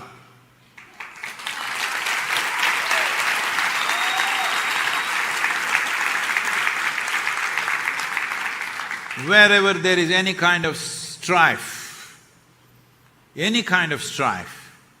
suffering first comes to the woman, always. This is why the past has been like this, because of so much strife. For the first time, we have come to a place where almost every piece of geography has some kind of a government of its own, and every piece of geography on the planet, every human being belongs to some administrative entity that you call as a government or a nation. This is the first time that we are this organized. This is the first time we have technologies and capabilities which were never before. This is the first time where man's muscle is not the only power on the planet. Because of that, women have equal possibilities in this world. Don't think it is because of some great evolution. It is just technology has taken away the significance of man's muscle. It's important that it stays that way, but once there is food strife, once there is water strife, then once again it will come back. Who has more muscle will rule the world. I want all of you to remember this. Whoever has more muscle will rule the world, whether the muscle is in the form of human muscle or arms and armaments, whatever. Whoever has more muscle will rule the world. Wherever muscle rules, it is ugly. Hello?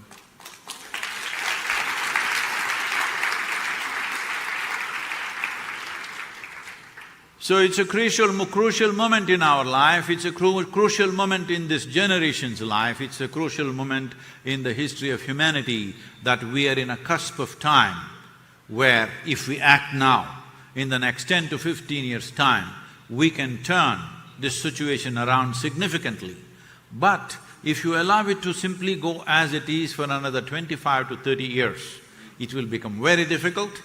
If we allow it to go for another 35 to 40 years, it will become nearly impossible because according to UNFAO right now, the average loss of biodiversity per year is 27,000 species per year. 27,000 species of organisms are going extinct per year. If you allow this to happen for another 30 to 35 years, it'll become nearly impossible to turn this around.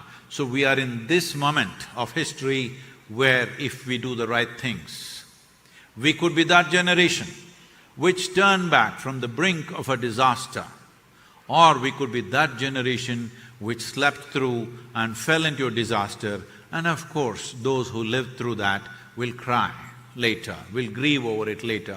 I'm saying this because this has been the unfortunate history of most societies on the planet. Every time there is a war, every time we manufacture widows and orphans in the world, we will cry about it. We will say, never again this will happen. But within a few years, we are at it the same damn thing, again and again and again all over the world. This is happening because we have a way of sleeping through the problems.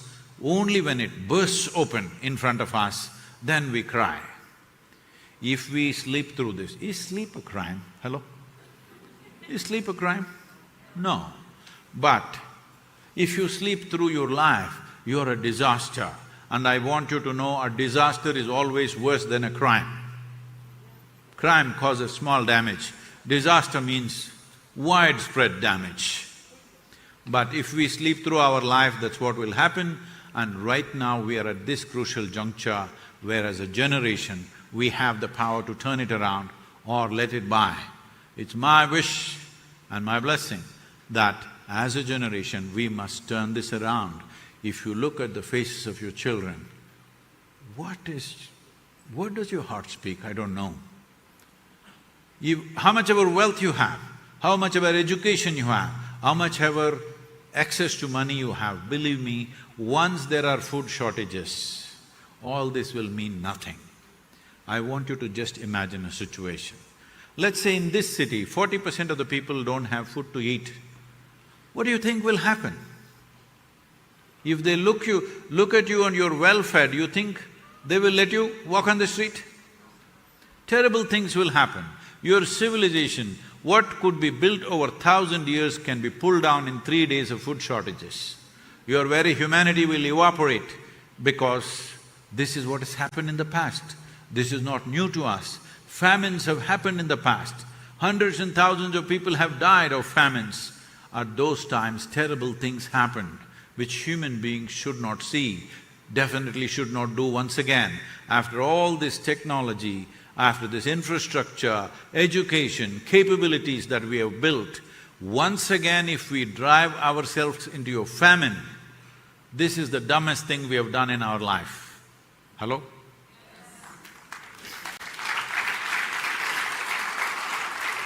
But famines are not far away, because this year itself, last year in 2021, the World Food Programme distributed food worth $9 billion.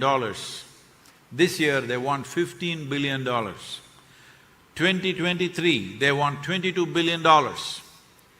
You think you can solve the world's problem going on distributing food like this all over the world? You think it's a possibility? Unless food grows where people are, there is really no solution. If that has to happen, the soil has to be rich. There is no other way. There is simply no other way. Soil where we live must have the necessary richness. Richness means it must be alive, it's a living entity. It is the largest living system, not just on this planet, it is the largest living system in the known universe. Nowhere else is there a substance like soil.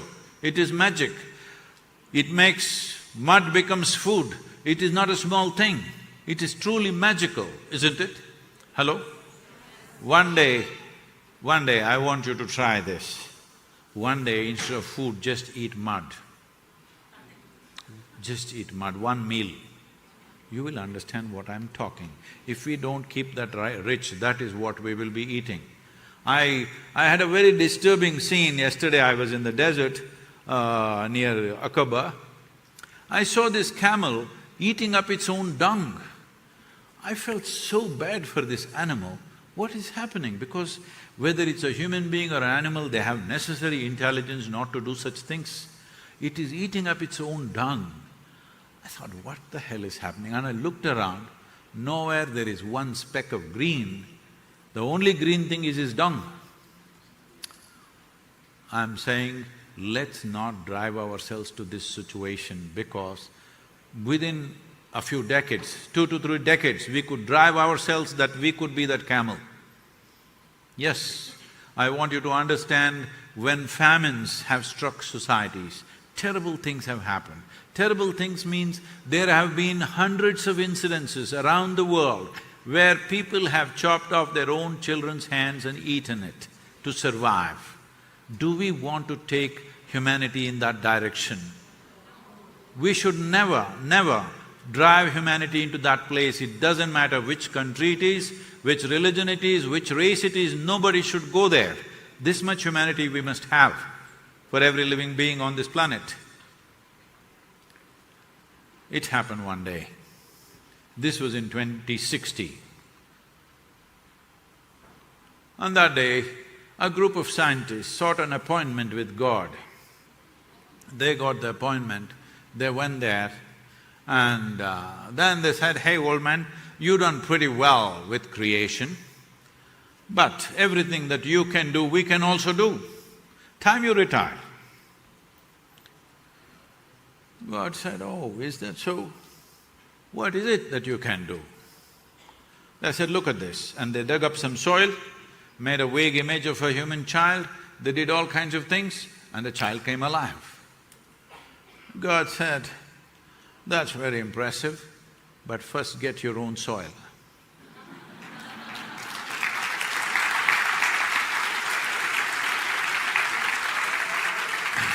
You may do whatever you want. You can do whatever you want. You cannot replace anything with… you cannot replace soil with anything. Do not misunderstand, there is some technology somewhere. Technologies can enhance application. Technologies cannot create the basic source. The body that you have is soil, the clothes that you wear is soil, the furniture that you sit upon is soil, just about anything that you touch, every life that you see around you is soil. And we have brought that to its knees. 52% of the world's soil is degraded. Not one country has an average of 3%, which is seen as the minimum to keep soil alive. Minimum to keep soil alive or to call soil as soil is 3% organic content. Not a single country in the world has 3% average. Northern Europe has 1.48%, Southern Europe has 1.1 to 1.2%, India has 0.68%, Africa has 0.3%, United States of America has 1.25 to 1.3%. Not a single nation in the world has an average of 3%. We must, in this generation, aim at creating an average of 3% organic content. If this needs to happen, I beg all the policymakers and the scientists, the well-being of the soil, the aliveness of the soil and the many other complex aspects that are there to agroeconomy, these two things must be separated if we want action on the ground. Otherwise, we will have only conferences and conferences.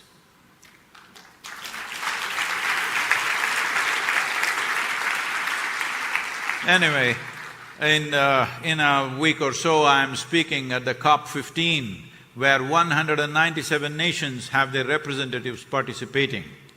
By then, if you get me over 3 billion to 3.5 billion people talking about soil, in many ways, this is a done thing. We can push it with the governments. There are many steps further, but at least we can change the narrative. First thing is to change the narrative.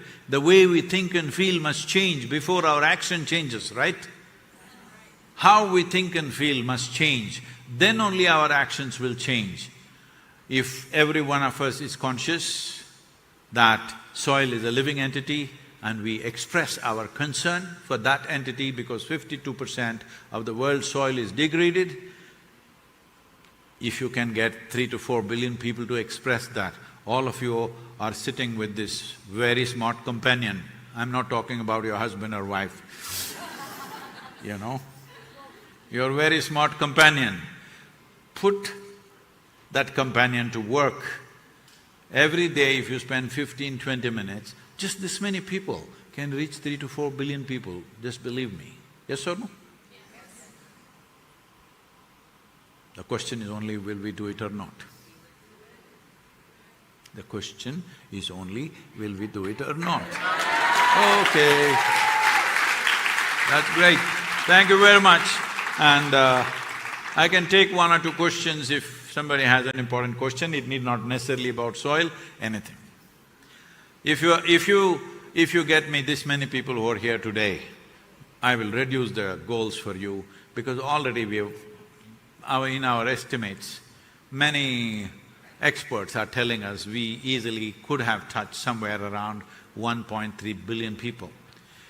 Right now, in this, if the people of Amman take this up and in the next 1 week to 15 days, if you touch 1 billion people, that they don't have to support our movement or me or something, they have to say something about soil, their concern for soil, their concern for life on this planet.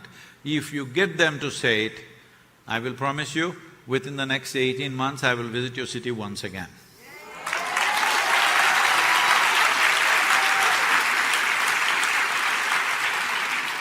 That is only if I hear wherever I go the voice of Aman reverberating across the world, if you make that happen, you will see me again.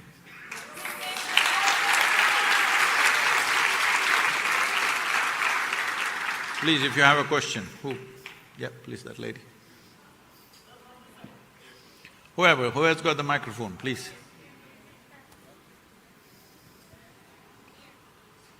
Hi. Where are you? Yeah. Oh, okay. Hi, how are you? My name is Zaid. I'd like to ask you something regarding the practicality of measuring soil health. Are there any indices around the world that could tell you whether this soil is healthy or not? For example, listening to soil or the sound of soil, sound of worms living in the earth. Do you think this could be something that could potentially help scientists at the beginning and then people to really realize or understand the health of the soil? At least put an index to it, for example. Thank you. I'm sorry, please can you just repeat the last part? Yeah, so I guess I'm asking that, do you think sound of the soil, if you actually… Sound of the soil, if you are able to listen to the earthworms in the soil or all the microbial life living in the soil, do you think it could be an index that can allow people to measure soil health? Thanks. Well, is the Earthworm Band creating some music for us? Yes, they are, but we must understand this. What you can hear in your ears is just a small band of frequencies. What is below that is called subsonic, what is over that is called ultrasonic. You don't hear both subsonic and ultrasonic sounds. Most beings of the earth, most creatures of the earth, including of water like whales and even elephants, they all communicate in subsonic sounds. There's a lot of work in that area. We know that even insects and worms are communicating in a certain way. To such an extent, this is why it's very important. As human beings, we have drawn boundaries, cut this world like a cake. This is my piece, that's your piece, this is your piece, that's my piece, and we're fighting over that endlessly.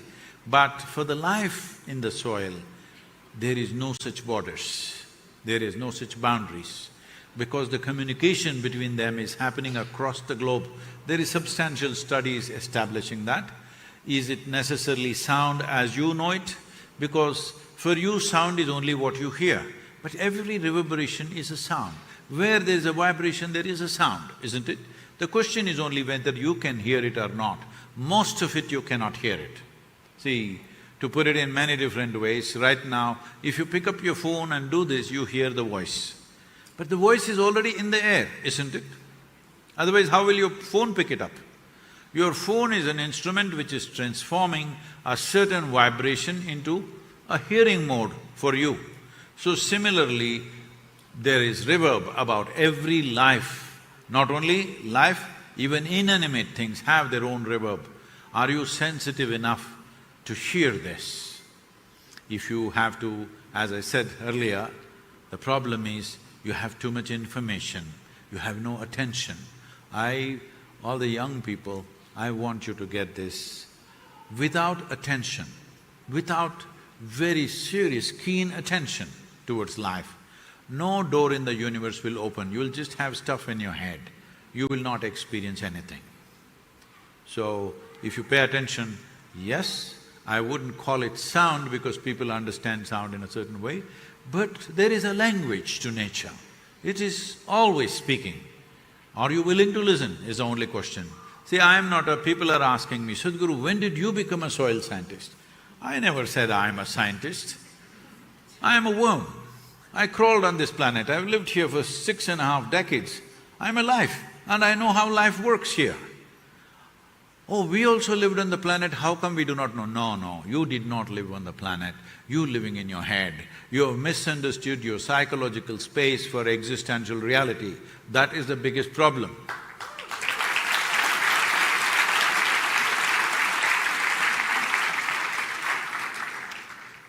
You must listen to the earth, very important. Please.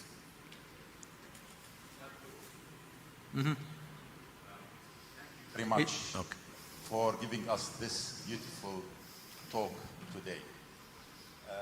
Within your talk, you mentioned that we are soil and we are going to be back to soil.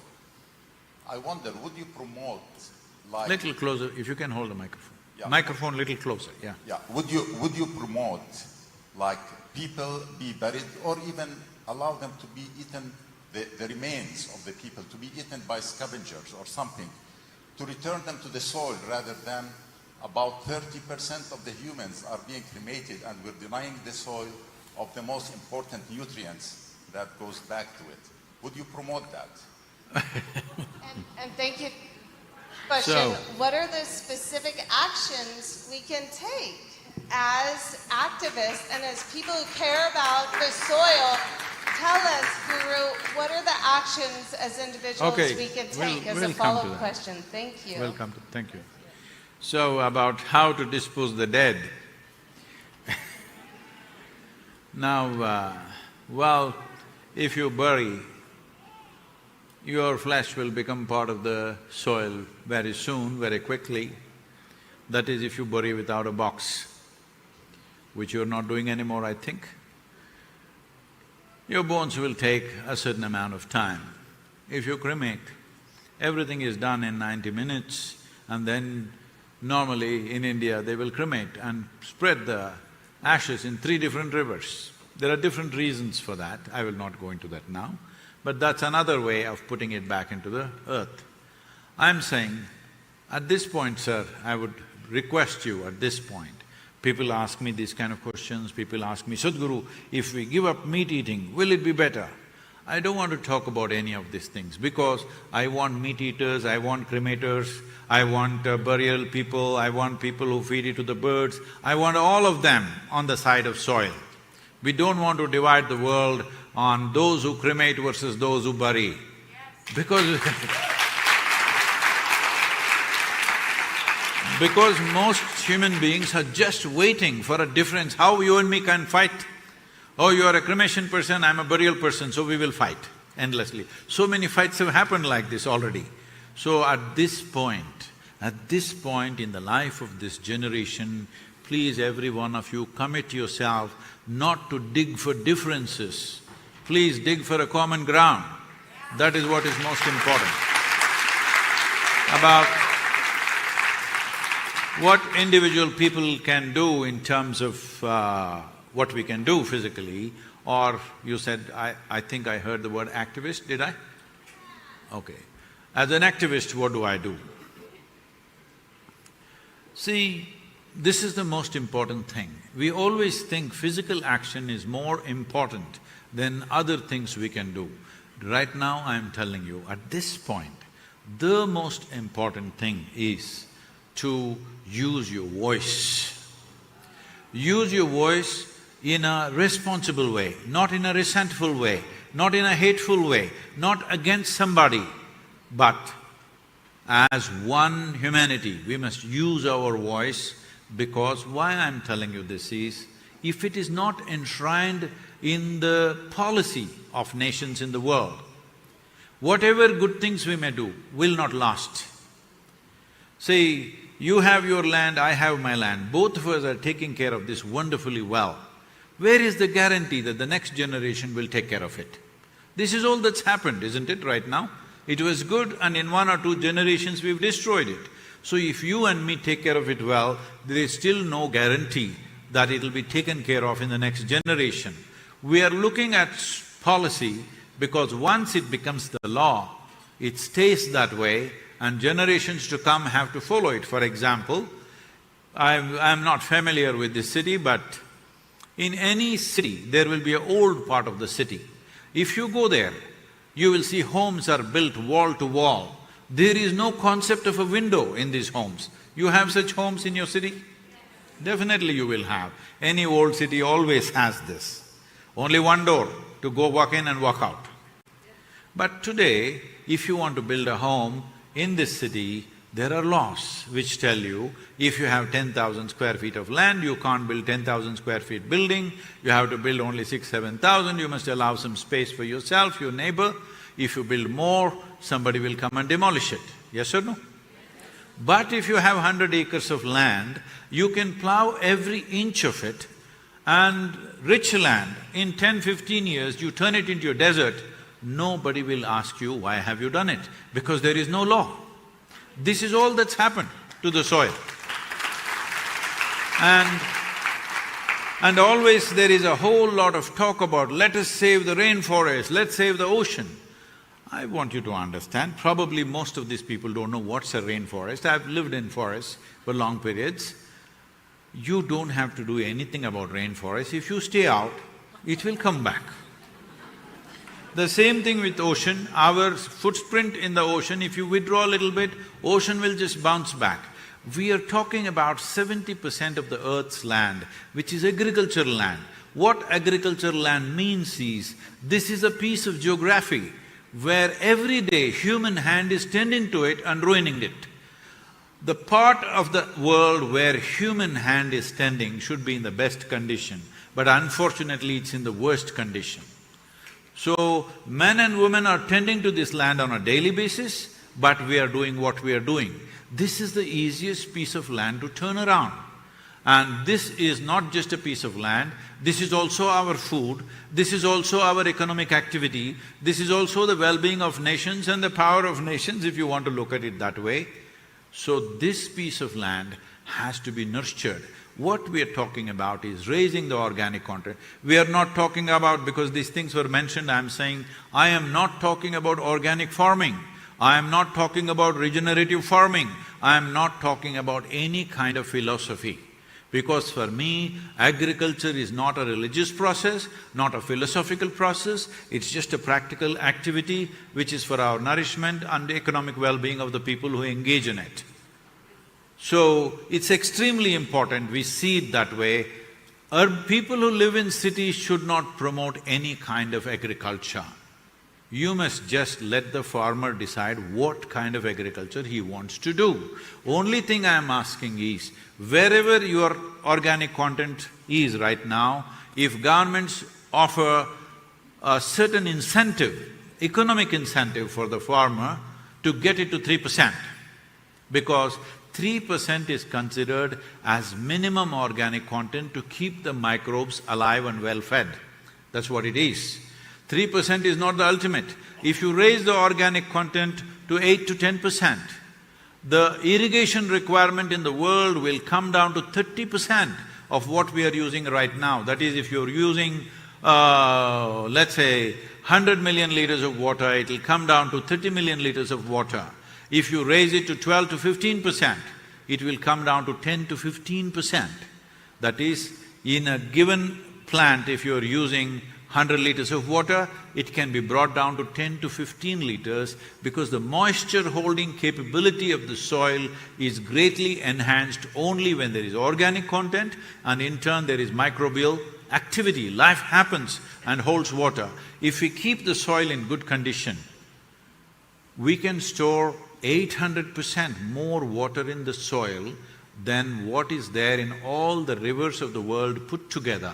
That is the capacity of the soil. Right now, soil has turned into sand because we pulled out all the organic content. So this is a basic thing. There are many other issues, not that we are not concerned about it. There are many other issues, no question about it. Are they important? Very important. But it's like this. Right now, my ankle is hurting. It is not, I'm just telling. My eyeballs are hurting, it is. My liver, something is going on funny.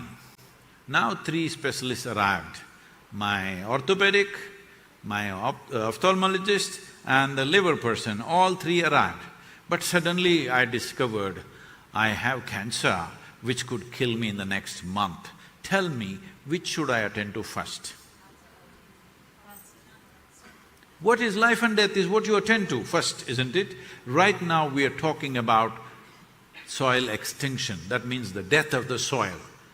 If you do not attend to this, all the other problems, see, for a dead man, all problems are gone, isn't it? Hello? Have you ever been to a funeral? Huh? You've seen that man like that. You go tell him in his ear, you know, look at your little baby, she's come. You tell him, here you won a lottery, $1 billion. Whatever the hell you tell him, because that's what death means. Once you take life out of it, nothing matters. Right now, that's where we are. We are taking the life out of the soil.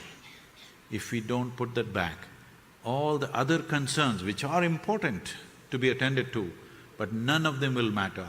Now why I am refusing to tell you even a small thing that you could do by yourself for your self-satisfaction is, the time for self-satisfaction is gone.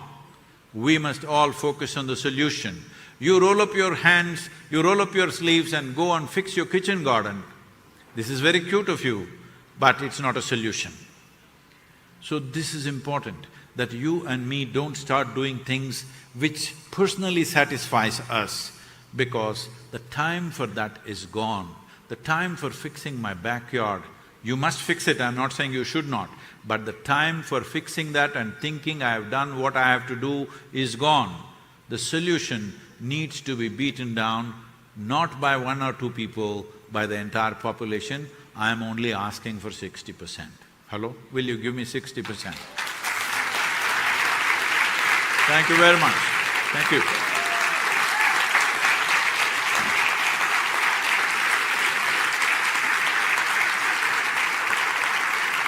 There is a soil anthem, a simple song that we created. It's not really a song, just a sound, it's like the sounds that you're talking about. Please listen to it and make sure that it reverberates in your family, in your community, in your nation and across the world, because these are simple ways to connect the world and make them feel like one, because we are one. We come from the same soil. We come from the same soil. We go back to the same soil. Let's make it happen.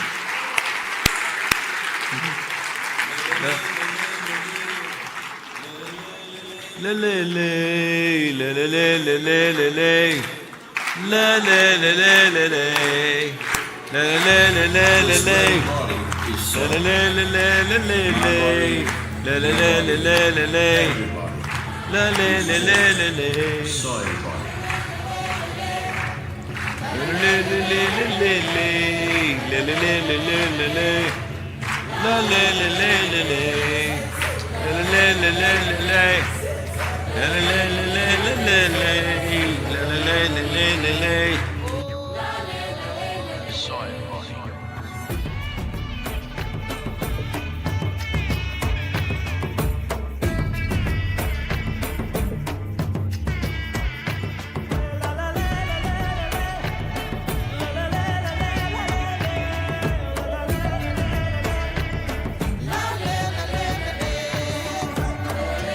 The magic of soil is it turns death into life.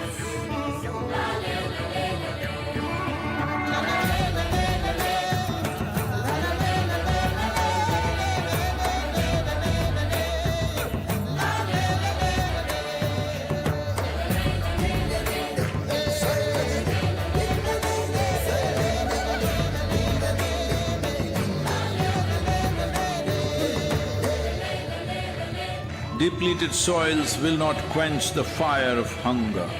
Unquenched hunger can burn the very world. This is a generational responsibility.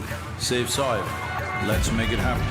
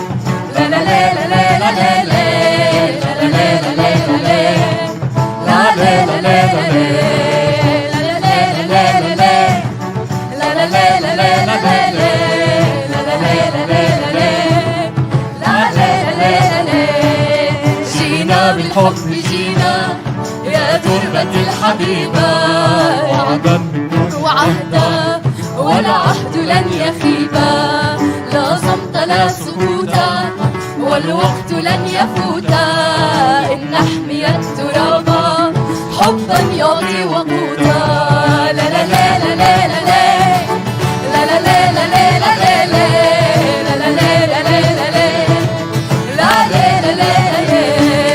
la la la la la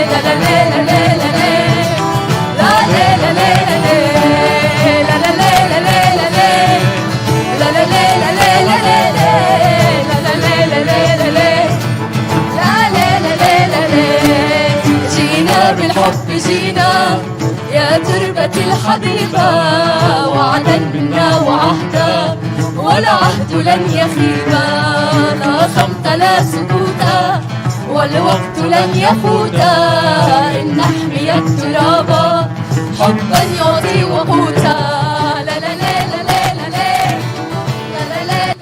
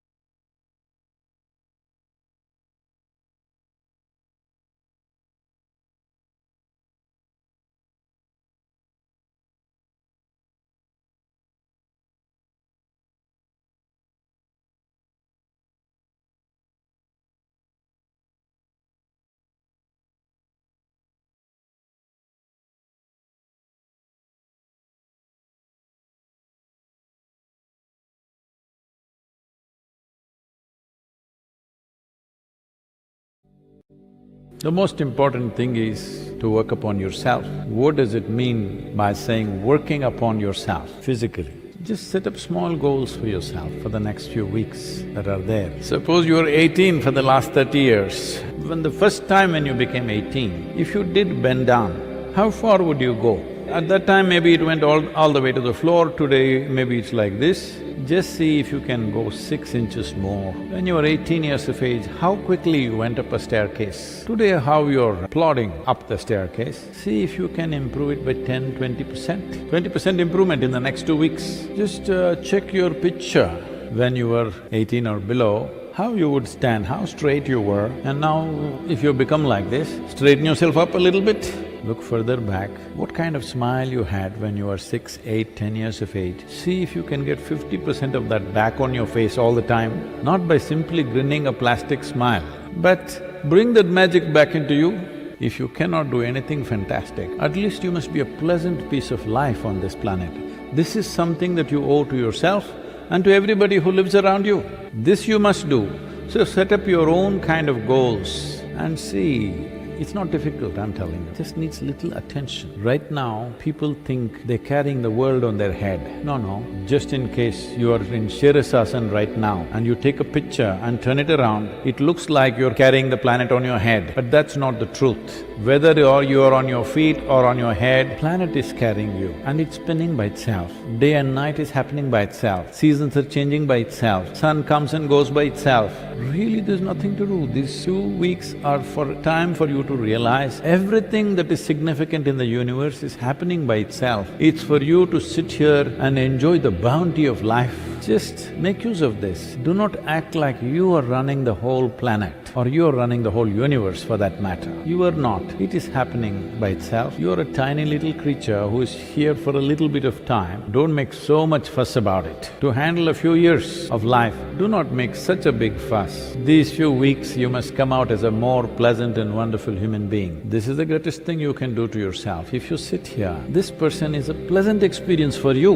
If you are a pleasant experience for yourself, everybody else will also experience this person as a pleasant experience. What great things you will do or not do, that is subject to various realities. Nobody can fix it 100%. You must understand, our actions are largely determined by the times in which we exist. Suppose you were here 5,000 years ago. 5,000 years ago if you were here and the virus came to you, you didn't have to do any social distancing because anyway there was nobody around you. Even if you wanted to infect, you couldn't find a person. So you need to understand what we are doing, our actions and what we do and do not do is the times in which we exist. If you were here 5,000 years ago, you would not be writing software, you would be doing something else. You would not be doing all the things that you're doing today. Don't think you are doing it, it is the times. In the times that we are in has its own weather, some smooth weather, some rough weather. If you learn to ride this weather gracefully, then people say you're a success. If you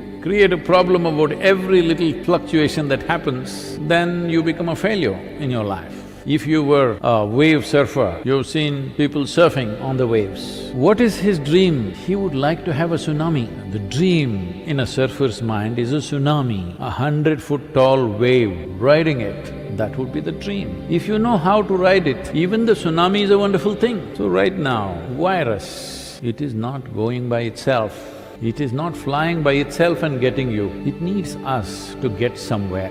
It's for us to decide whether it goes somewhere or it doesn't go somewhere. It's our business to see that it doesn't go anywhere. It should not come to you. In case it did happen that it come to you, you must ensure it does not go to anybody else, 100%. Because this is the time to show who you are as a generation of people. This is a generational issue because no more it's a national issue. This is not an issue of a caste, creed, religion, no, or race. Virus is quite very even-handed. It doesn't matter what's your race, what's your religion, what's your caste or creed. Indiscriminately, it is going to people. Initially, people thought it'll only get the Chinese. Well, now everybody is realizing virus is not just interested in Chinese people, it is okay with anybody, quite indiscriminate. So this is a generational challenge. In these challenging times, will you ride this wave successfully or will you be crushed by this? Can only be determined by how responsibly you respond to this whole thing, with how much sense. Or will we do something senseless and make this into a massive disaster? Right now in India and in most parts of the world, except unfortunately in a few countries, a lot of people don't understand what is a threshold anymore.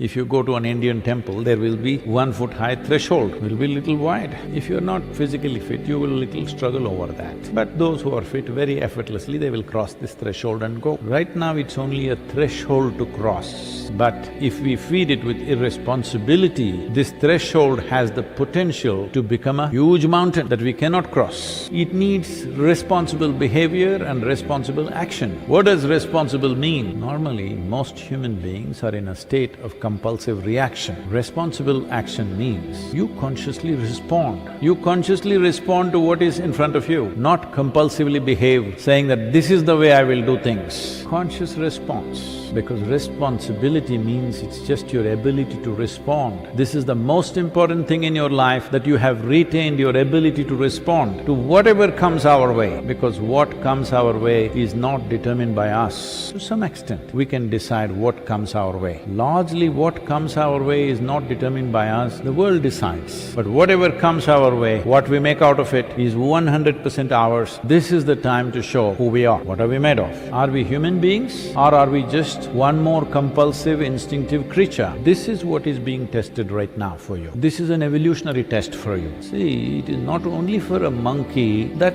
some itch in the body may happen. Even for you it happens. If it happens, you handle it. A lot of people are there, you don't do anything. When people are not there, you do little like this. This is conscious response. This is an evolutionary test for you. You have to prove that you have become a human being. Human being means one who knows how to be. This is the time for you to show you know how to be. But people are cooped up together for long hours. People who you claimed that you love immensely, 7 days, getting very difficult for a lot of people. You must address this also. Why has it become so difficult? Why is it so difficult to be with people? Simply because we have formed strong opinions and ideas about everybody, including ourselves. This is an important thing that you have to do if you have to live here as a conscious human being. That is, you have no opinions of any sort. Strong opinions means you have concluded about everything in the world. There's nothing to live here for. When you have made conclusions about everybody and everything, including yourself, this means you have destroyed all possibilities of life. Life is a possibility. But between the possibility and reality, there is a distance. In your life, will you walk the distance or not? Do you have the courage and the commitment to walk the distance or no? This is all the question is about your life. I hope you answer this question positively, because you can address this in so many ways. This happened. After the singing disaster, I'm saying after the classical music concert happened in Shankaran Pillai's home, she gave up classical music because of the comment that he gave. Then after 3 days, first 3 days classical music, next 3 days nothing to do, so she spent some time in front of the mirror. She looked at herself, when she got married, how she looked, and today how she's looking. Because of the planetary influence, she was taking the shape of the globe. So she stood in front of the mirror in the bedroom. Shankaran Pillai was sitting on the bed reading something. She said, you know, how I have become, how I used to be. Every year my size is going up, clothing size. I'm looking ugly, look at my face, everything is sagging, my complexion is gone, I have bags under my eyes. This damn planet, it could have been slim. Shankaran Pillai just kept reading. He said, please say something nice, say something that's good about me. I'm completely depressed looking at myself in the mirror. Say something nice, something that's good about me. Shankaran Pillai looked up and said, well, your vision is perfect, something is good about you. So this is not a time to go about picking faults in each other or even in yourself. You just see how every week you can be at least 10% better, physically 10% better, mentally 10% better, emotionally 10% better, behavior-wise 10% better, relationship-wise 10% better. 1 week 10%, 30% increase in everything, you will be quite a fantastic human being, believe me.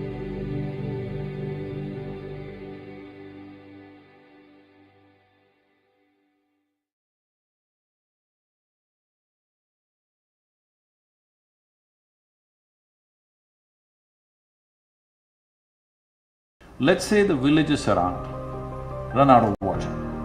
You think they're just going to sit there and die? All studies clearly point out towards a serious water strife, but the important action that is needed right now is this, that we need to raise 72 crore saplings in the next 4 years.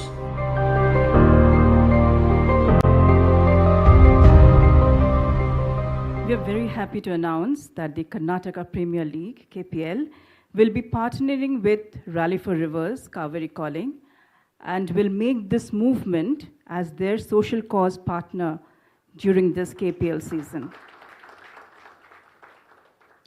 And now, to introduce today's speakers, KL Rahul, one of the most favorite cricketers from this city.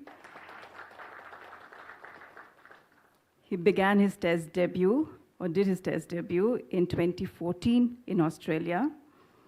He's a wicketkeeper cum batsman, as you know, and currently plays for Kings 11 Punjab in the IPL League. And he has many firsts to his credit. He became the first Indian to score a century on one-day international debut. Rahul has also set the record for the fastest Indian batsman, or fastest batsman to have scored centuries in all 3 formats in just 20 innings. And Sadhguru is one of the leading batsmen of the country, now batting strongly for the environmental causes, perhaps the only light that we have. Before I invite the speakers onto the stage, so today the conversation between Sadhguru and Rahul will last for about an hour, after which you will have an opportunity to pose your questions for the next 30 minutes. Thank you. And with that, I invite Sadhguru and Rahul onto the stage.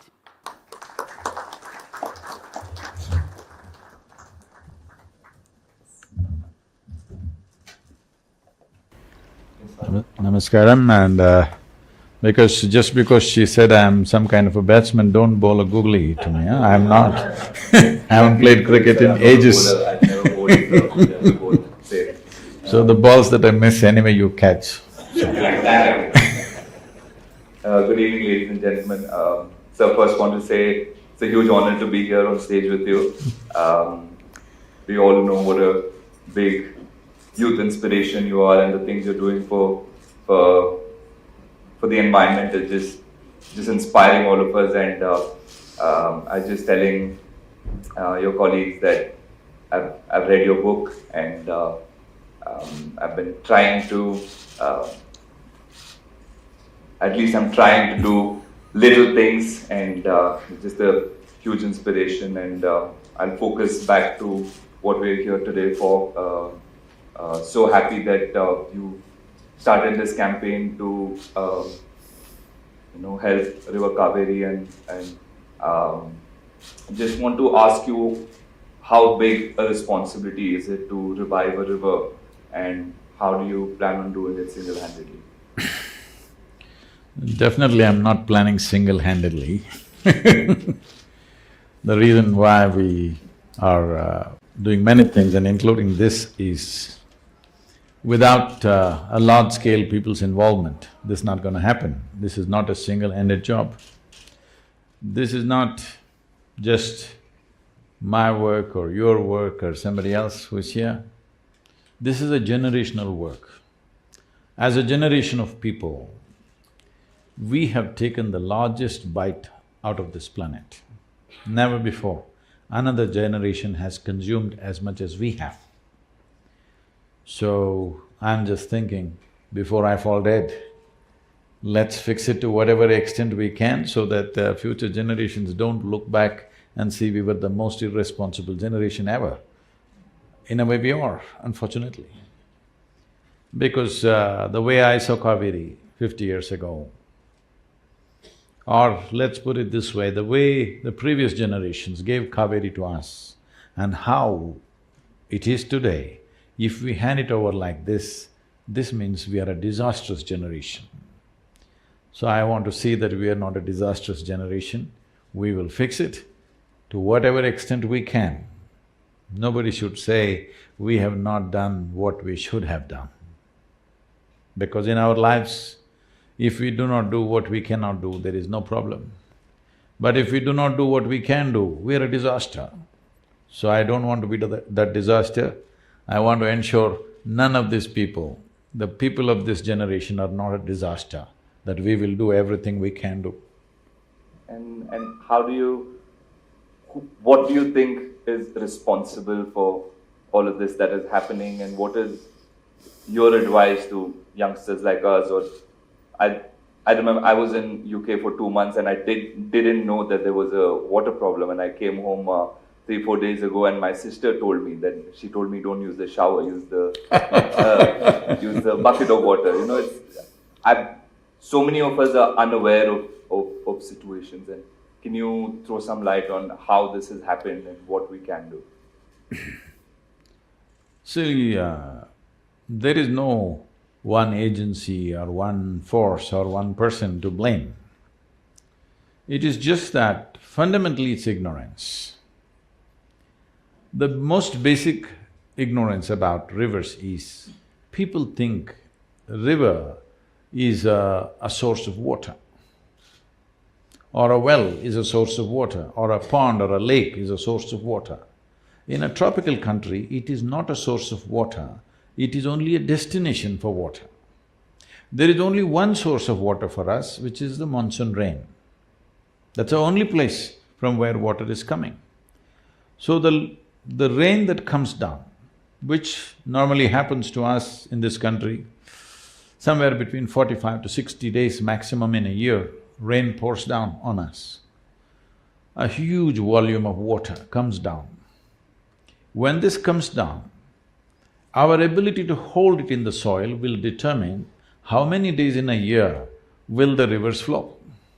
If we hold it, then it flows 365 days. If we do not hold it, it will run away within the next 50 or 100 days, and that's why it's going dry right now. So what allows us to hold the water? The only and only thing is vegetation. There is no rocket science to this. This has been my main mission across the world, including United Nations, our government, central government, all the states. We convince them, you cannot hold water in a dam, check dam, barrage, all these things. These are all okay for usage, but you cannot really enhance water like this. The only way you can hold it is by vegetation. When I say vegetation, or let's say forest, the possibility of increasing the forest cover is impossible in India. We are 1.3 billion people, it's estimated by 2030 we will be 1.5 billion people. So there is too much pressure on the land, there is no way to increase the forest cover. The only other way is to go for agroforestry, that we use forests as a livelihood for ourselves. We grow forests for wealth, we grow forests for economic reasons. When I say we grow forests for economic reasons, right now in the world, the timber market in the world is over $300 billion. Are we sending any timber to any part of the world? No. But we are importing nearly 70,000 crores worth of timber, and we're importing about 1.2 lakh crores worth of timber products. So nearly 2 lakh crores worth of foreign exchange is going out. Even the timber we are getting is largely not certified. That means somewhere somebody is cutting forests. This one thing we must understand, wherever they cut it, it's going to hurt us. Doesn't matter whether they cut it in South America or Africa, wherever they cut it, in some way it is hurting us. It may not hurt us tomorrow morning, but it'll hurt us after a few years. So, one thing is, it is a great economic plan for our farmers, because our farm situation is such. In Karnataka, 71% of the farmers are in distress loans. In Tamil Nadu, 82% of the farmers are in distress loans. What a distress loan means is, the person who has taken the loan has simply no means to pay back. So he is distressed. It is like if you're earning 10 rupees, you took 2 rupees loan and we see that you can pay back. You're earning 10 rupees, but you have taken a 100 rupee loan, we know that there is no way for you to pay back. And interest is multiplying. So the only thing he can do is default, or run away, or sell the land, or hang from a tree. This is a tragic condition in the country, where in the last 15 years, over 300,000 farmers have committed suicide, 300,000. The 4 wars that India has had, 3 with Pakistan and 1 with China, 300,000 people did not die on both the sides put together. Our soldiers and the enemy soldiers put together, 300,000 did not happen, but that's the number of farmers who have died in the last 10 to 15 years' time. So, this could escalate big time, or total breakdown of social and economic situations can happen, because 65 to 70% of the population in this particular trade called agriculture. And there is no scale to agriculture because land holdings are so small. So we have converted nearly 70,000 farmers in Tamil Nadu. Every year we are adding a few hundred farmers converting into agroforestry. We could go like this, but it would just take maybe another 2 to 3 generations before we achieve what we want to achieve. So right now Kaveri Culling is an effort where I want to crush the time. In 12 years' time, we can do this if the necessary economic incentives come from the government. To one part, till we achieve 50% success, if there is economic incentive, after that even that will not be necessary because people will see how beneficial it is. On an average in Karnataka, they're earning 44,000 per hectare per year. In Tamil Nadu, they're earning around 46 to 48,000. But within the first 5 years, the first 5-year average is 3.2 lakhs per hectare. This is what the agroforestry people are earning. In the first 10 years, it's 4.6 lakhs per hectare. In 15 years' time, it is 13 lakhs per hectare. This is how they're earning. If once every farmer sees that this is the kind of benefit he has, even a part of his land, if he goes in for agroforestry, he will not need any kind of bank loans. When we come to bank loan, we must understand, well, you're a young man, you have not seen these things. When we were young, in 1969, when Government of India nationalized all the banks. You come from Mangalore or… Yes. So, a lot of banks started from Mangalore, Canara Bank, Syndicate Bank, what is the other one? Vijaya Bank, all these.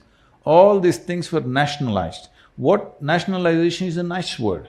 What it is, we just took all your wealth without any compensation.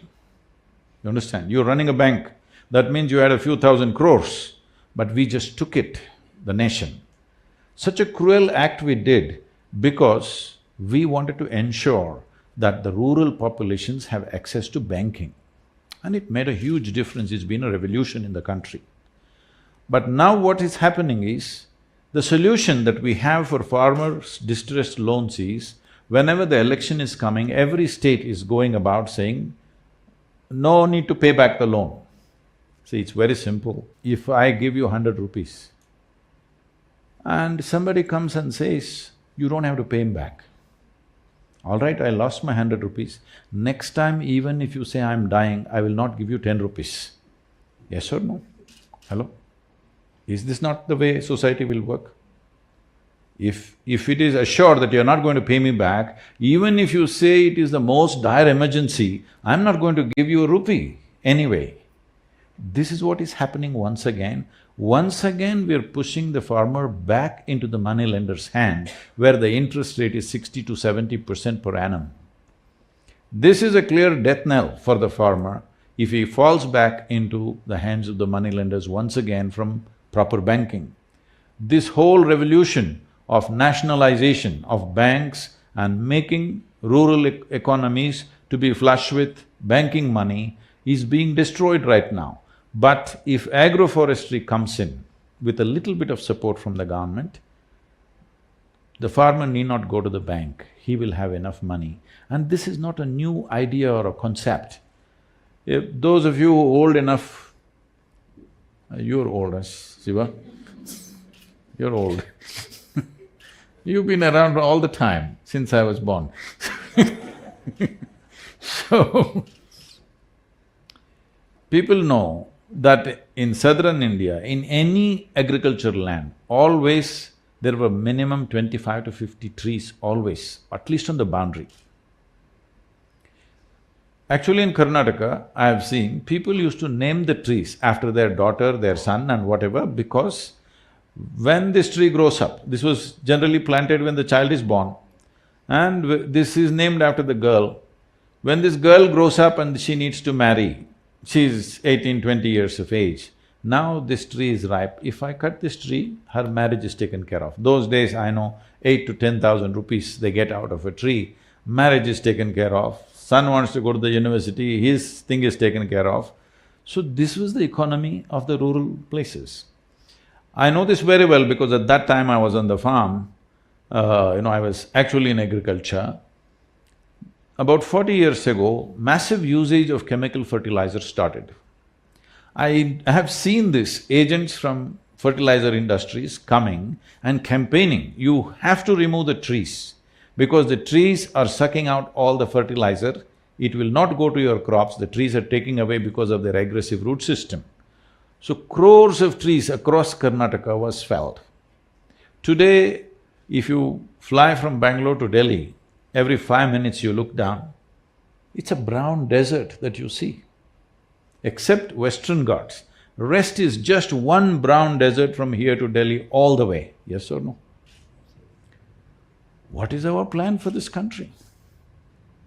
Because you can only retain monsoon water. See, we are trying to do things as European countries or North America does. We must understand, they have glacial water, they have snow, water coming from snow.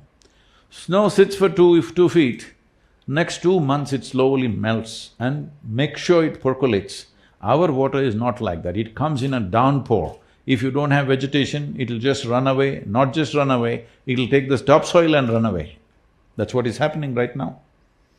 So Kaveri is not even touching the ocean for 6.5 to 7 months in Tamil Nadu. So Tamil Nadu people are thinking, Karnataka people are drinking up too much water. Yes, they think Kannada people are drinking too much water, they want to fight with you. They have to come upstream and see. Here also there is no water. So I was just talking to the Tamil farmers, I said, yes, this fight is… Sadhguru, you must tell them to release water. I said, all this fight is fine, and just wait for another 20 years. There will be no fight because there will be no Kaveri in Tamil Nadu. Yes, that's where it's going. On an average, where the Kaveri goes dry, what point it goes dry, on an average, it's withdrawing 3 to 8 kilometers per year. That means, right now, it's about 400 plus kilometers in Tamil Nadu, the Kaveri is running. Probably in another 40 years or 50 years, it will not even enter Tamil Nadu. That's how serious it is. So what… I'll go back to your thing about farmers and, you spoke about loans and things. I just want to ask, what can a common man do to help farmers? Or if I'm not a banker, but if I want to go with a set of friends and help the farmers, what do I do? So right now, to assist the farmer to shift to agroforestry, there are a few things to happen. One thing is the saplings, large-scale development of saplings. We are looking at, in 12 years, to plant 242 crore trees, that is 2.42 billion trees. If you want to do something so massive, it needs a very organized effort and it needs a certain agility, which normally, I'm not trying to criticize anybody, but normally the state governments don't have such an agile machinery to act. So in Tamil Nadu, we have about 32 nurseries spread across Tamil Nadu. So we've planted over 35 million trees in the last 18 years, all on our own steam. That is, no government help, no nothing, just as a movement, people's movement. Now this needs to scale up big time, so we have clear-cut plans how to multiply this. Today there's tissue culture, we have all the technologies, everything, we've assimilated all these things properly. Now to act, we are looking at taking in all the aspects. It costs about 42 rupees per sapling.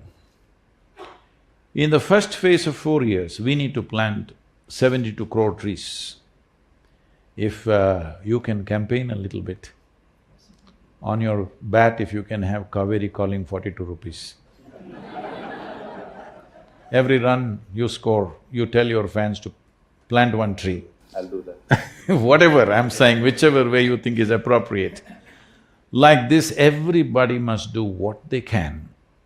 As a sports person, you do what you can, as whoever. I'm saying even if you're a beggar on the street, you still can plant one tree a year at least. Isn't it? 42 rupees? Even a beggar can do it. So, it is not a question of resource, it's a question of how concerned we are. So this is only one part of it. We raise the saplings. It takes 18 to 24 months to get the saplings to planting stage. So we want to start now, it's been just launched yesterday, we will move. In September, we're doing the rally, riding about 14 to 1500 kilometers and having about 865 events have been planned along the way. We're a little crazy about these things, how So, this is one part. The next part is to put enough pressure on the government. We have spoken to the Jal Shakti minister, most probably he may come and flag off the event. The environment minister, important thing is to release the trees. Releasing the trees means in this country, if you grow a tree on your own land and you cut it, tomorrow you can get arrested, okay? So, we got 18 species of trees released, that if you cut them, there is no problem. But still high-value trees are not released. I am saying, I have put this to the central government, the laws should become like this. Right now there are laws, these are British-made laws. You know the English.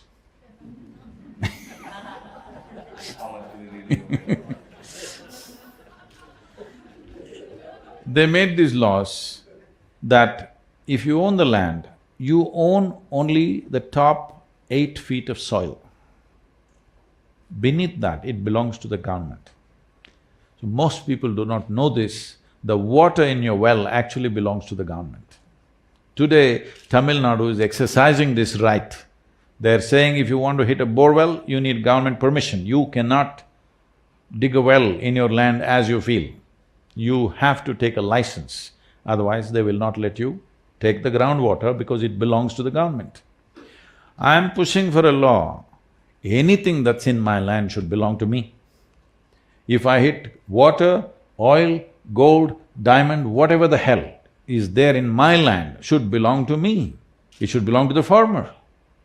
So if I'm doing badly, it belongs to me. If I do well, it belongs to you. What kind of law is this?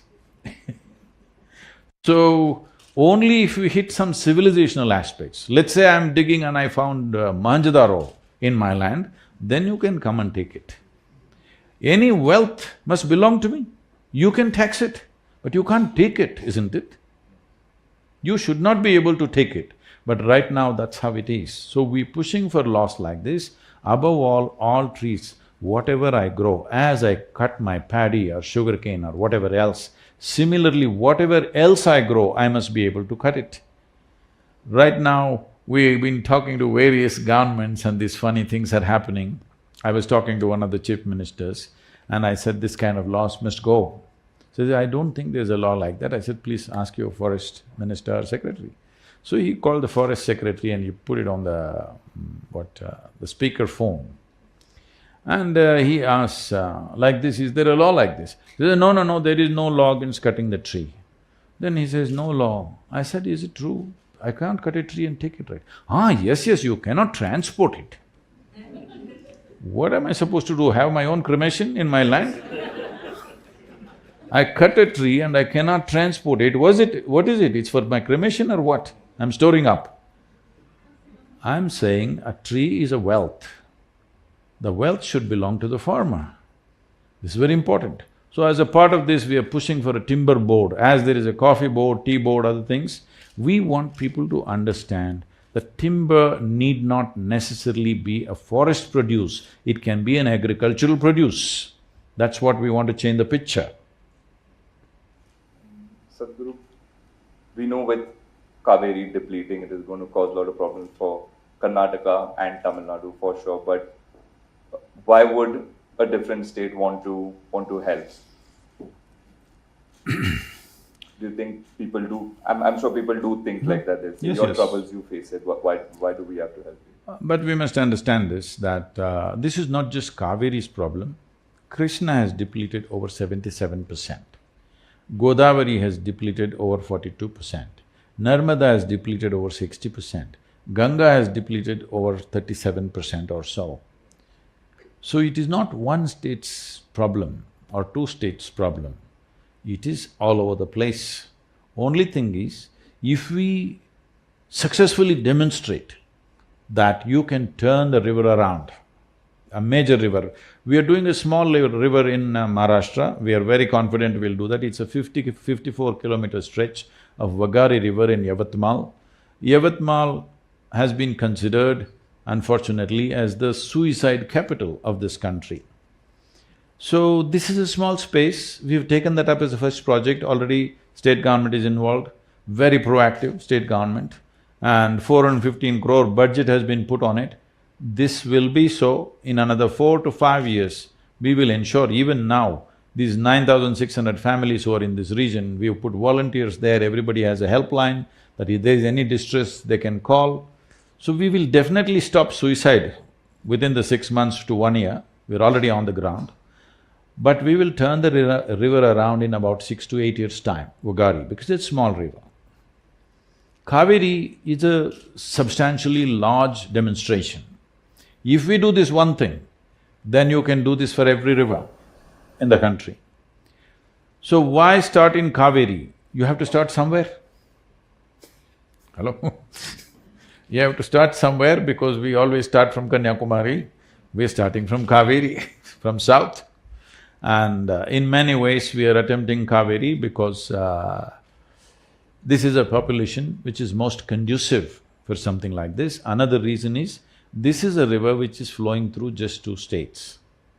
Most of the rivers are flowing through 4, 5 states. Getting those 4, 5 states together is a much more complex affair rather than these 2. And these 2 states, right now, there is a background of water distress. I foresaw this distress almost 8 years ago, that this is going to be happening.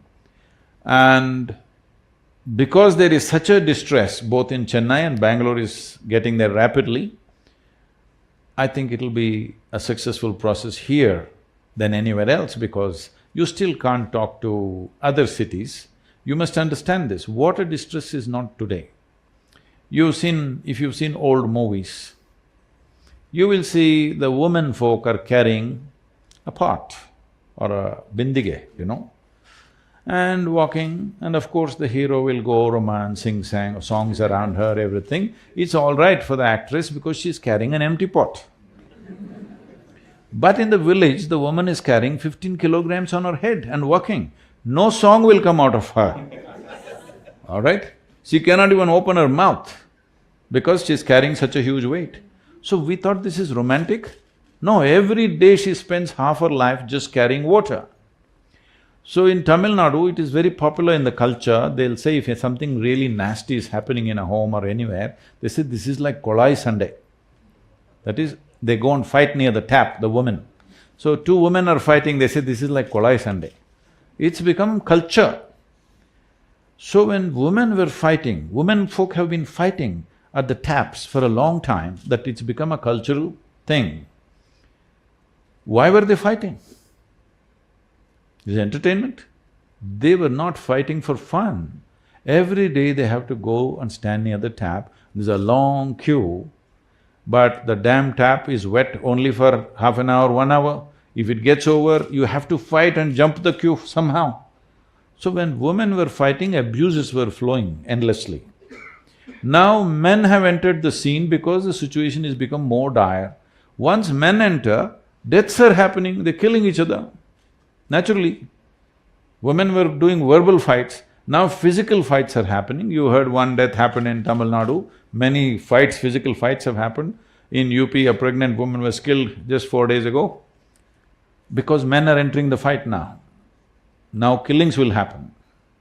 It's not far away when this can happen large scale, because you must see, if we fail to rejuvenate this soil and this water, the civil strife that is waiting on our hands is big. It doesn't matter, IPL has grown big, spiritual process is happening, businesses are happening, IT revolution is happening in Bangalore city. Well, in tomorrow, our scientists are putting a moon probe, all this is fantastic.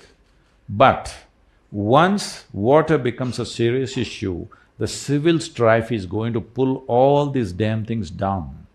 It'll put the country back 50 years within a matter of a month or two, because the amount of civil strife that will happen, just imagine this. Let's say the villages around run out of water. You think they're just going to sit there and die? They will come on the streets of Bangalore city, isn't it? They will knock on your door, beg you for water. Of course you won't give because you have limited, because you're having no shower, just bucket. You won't give water. Then they will break down your door. Yes, they will.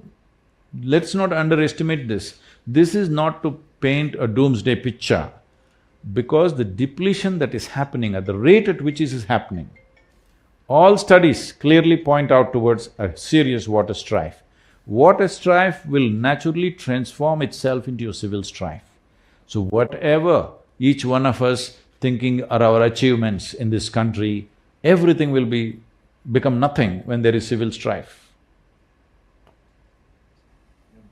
You just spoke about cricket, so my mind is stuck there only. KPL has joined hands with… Wonderful, thank you very much. Calling Kaveri, and I'm so happy that they've taken this step. How do you think KPL or cricket or players from Karnataka will help in this cause? As I said, the most important thing is awareness and support for the plantations. We are pushing with the governments to give subsidies for the plantations to happen, which is very easily doable because no extra or new budget is needed. The existing schemes that are there, little reallocation, there is enough money already there for that. But if we depend on the government to raise these crores of saplings that we need, it's not going to happen. We want to use people, farmers as an economic activity, that this will become an enterprise for many farmers that we will train to do this, that they will not only raise the saplings, they will be knowledgeable enough, we're producing videos, how to do agroforestry, there's a whole science to it, how to do it. So we will educate large number of farmers who will start small enterprises of their own, in their own land, like 5 acres, 10 acres, they can raise thousands of saplings and this will become an economic process for them. So the most important thing that cricket can do is because there are only two things which have huge reach in the country is cricket and cinema, probably. Cinema has too many languages, so it is limited to states. Cricket is national, totally, across all boundaries, and just anywhere it will work. So cricketers have a tremendous responsibility and role to play. How you want to do it, I don't want to prescribe to you, but the important action that is needed right now is this, that we need to raise 72 crore saplings in the next 4 years.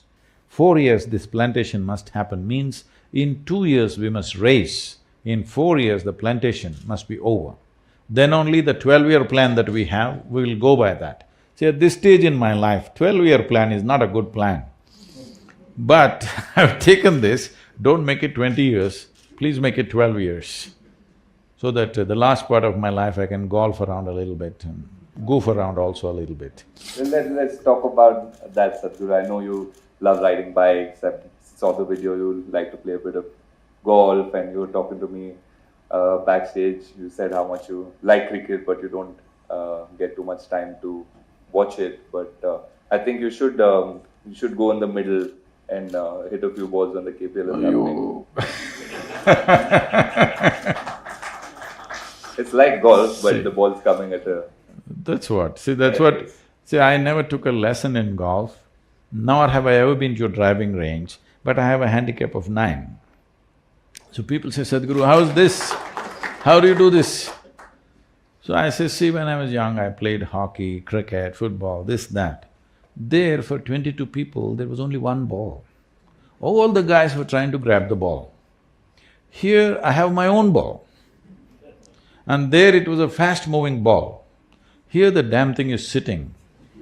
I can hit it. But I've played a little golf too, but it's hard. I don't mind the ball.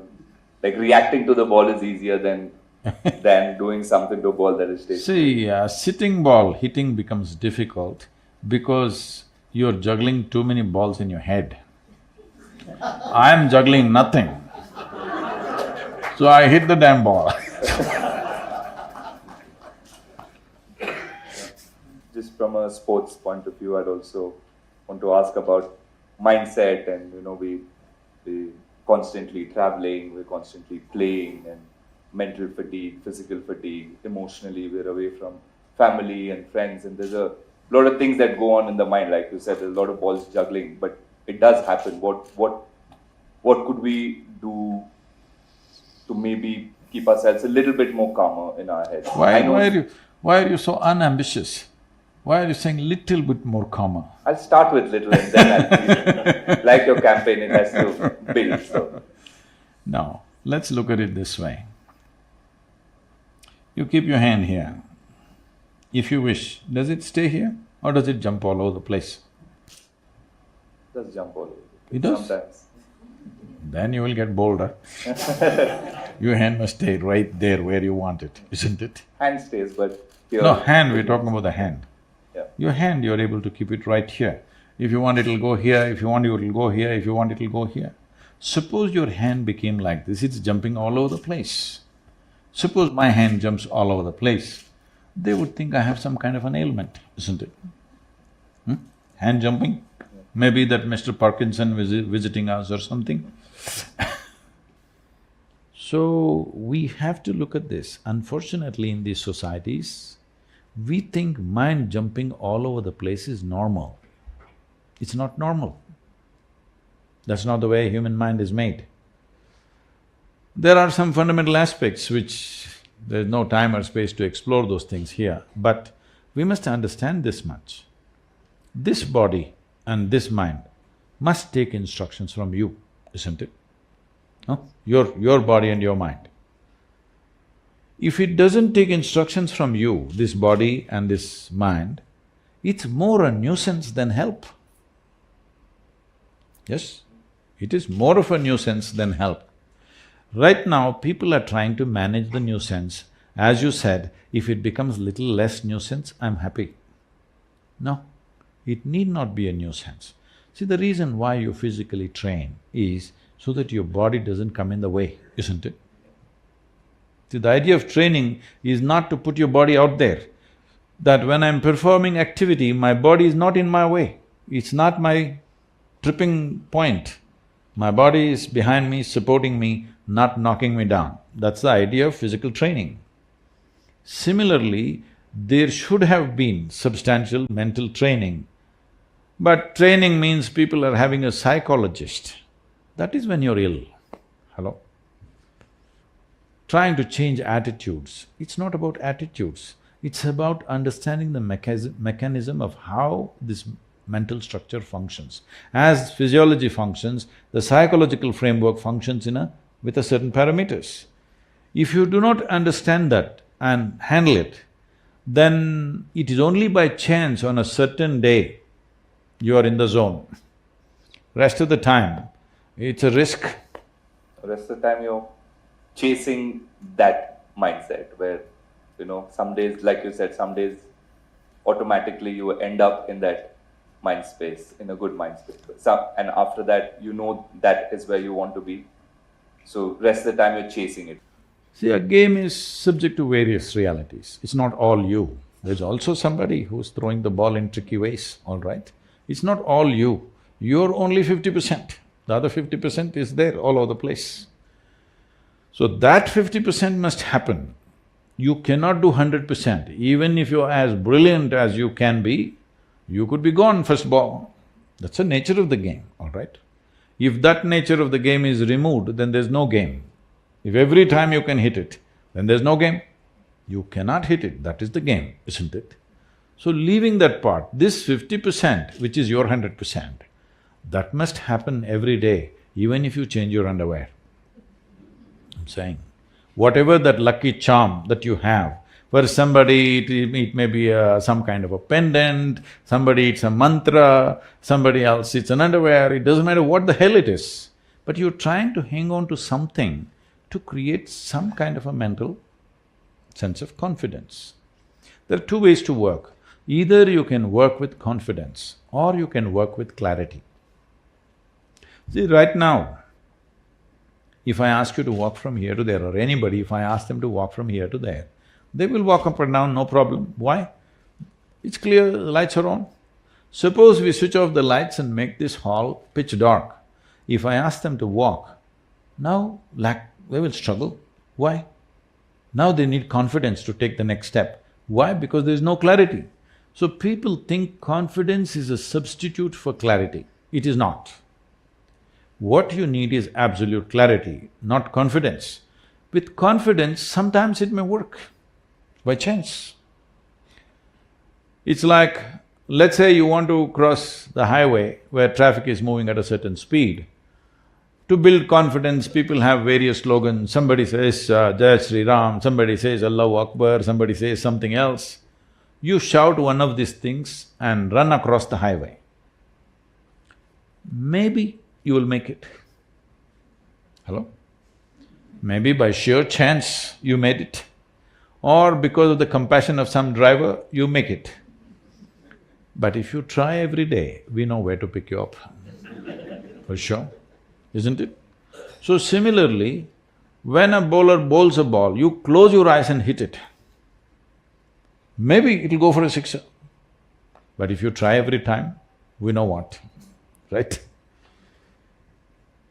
This happened. An American lady came to Bangalore. This was… now those auto rickshaws have gone down. At that time, auto rickshaw was the fastest thing going on the Bangalore roads.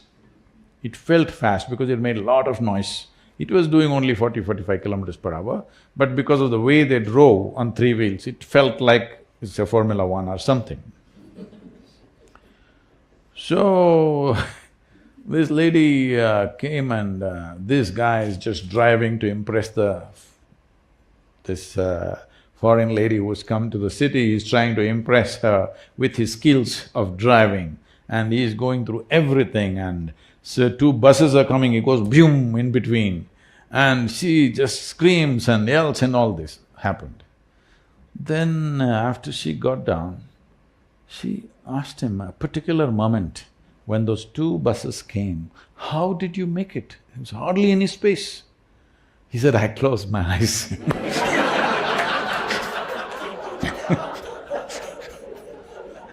So she came and told me, those terrible three-wheelers. So if you close your eyes, sometimes just works. So this is what confidence means. I'm sure in every game, people are trying to train people, you must be confident, you must be confident. No, you should not be confident, because confident means you are not in touch with realities. Clarity is what is needed. Because just before the… okay. So we were, like I was talking to a group of journalists, and this is at that time when Pakistan was playing in India for the one-day internationals which were going on. Sadhguru, how to beat Pakistan, please tell us. I said, if you want to beat Pakistan, you don't call Indian cricket team, call Indian army. Okay. Why do you want to beat Pakistan? You just have to hit the ball.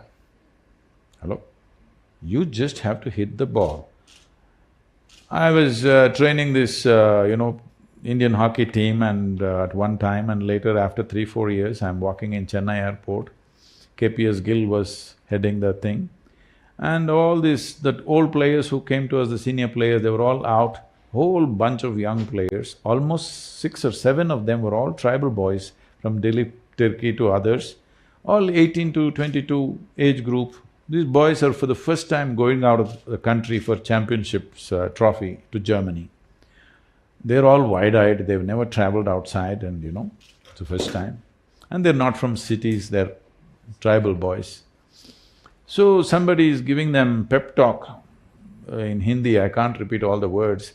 He's saying, "Desh ka izzat aapka," something. Your parents' honor is in your hands. 1 billion people's hopes are in your hands. Like this, he is giving pep talk. These boys are 1 billion people's stuff sitting on their head. Then I was passing by, KPS Gill saw me and said, Sadhguru, can you say something to the boys for the first time they're going out of the country? So I said, see, you know how to play hockey? They said, yes. I said, I don't think you know how to play hockey. You don't know how to play hockey, that's why you're looking like this. You're looking like this because you obviously don't know how to play hockey. No, we know how to play hockey, suddenly their pride.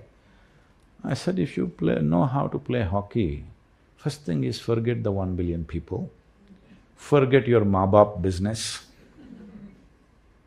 There's only one thing, the damn ball should be in the opposite goal, that's all you know. You need lust for this. You just need lust to put the ball in the goal, that's all you do. You don't count how many goals I've put, that's not your business. There are professional people hired to keep the score. Why are you keeping the score? Your business is a ball at a time, isn't it? But everybody is calculating, they're looking at the score, when I'm coming to 100, how many really fantastic batsmen unnecessarily have gotten out in 90s in India? So many of them, there's a legend. I'm guilty of many. Because you're doing the scorekeeper's work. You do your job. Your job is to hit the ball according to its merit. What does it matter what's the score? Whether it's 1 or 100, what is your business? No, you must strategize, all that there is somebody else. The player has to just do what he has to do at that moment right, isn't it? See, the desire to win is one thing. Everybody wants to win in their life, not just in a game. Everybody wants to win, everybody has a desire to be successful. But the desire is only giving you the direction, which way you want to go. Desire will not make you successful, it's only the competence which makes you successful, isn't it? And competence is clearly clouded when you're confident. Competence needs clarity, you just see things the way they are and do what you have to do at that moment. Not try to win the match. You cannot win the match. You can only hit the ball, isn't it? Somebody will tell you whether you have won or not.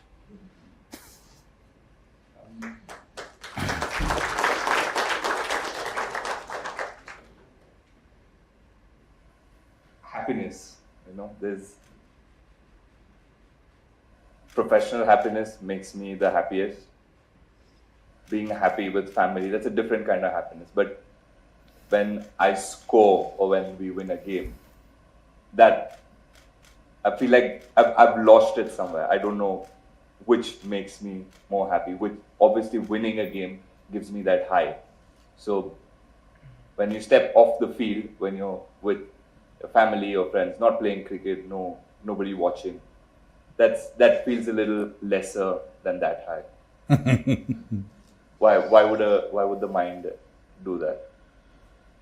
See, whether it's happiness or misery, pain or pleasure, agony or ecstasy, whatever the human experience is caused from within, isn't it? It's manufactured by you or no? Yes. So right now, what happens within you needs a push from outside. That is, we must put 100 on the board. Even if it ends at 99, you will be very miserable, isn't it? You must put 100 on the board, the crowd should roar, and we must be declared the winners. This is an impossible condition for your happiness, isn't it? That's not going to happen every day. For nobody it'll happen every day, isn't it? Nobody it is going to happen every day. Even if you're a Superman, it won't happen every day. So happiness is a condition within you. It's like this.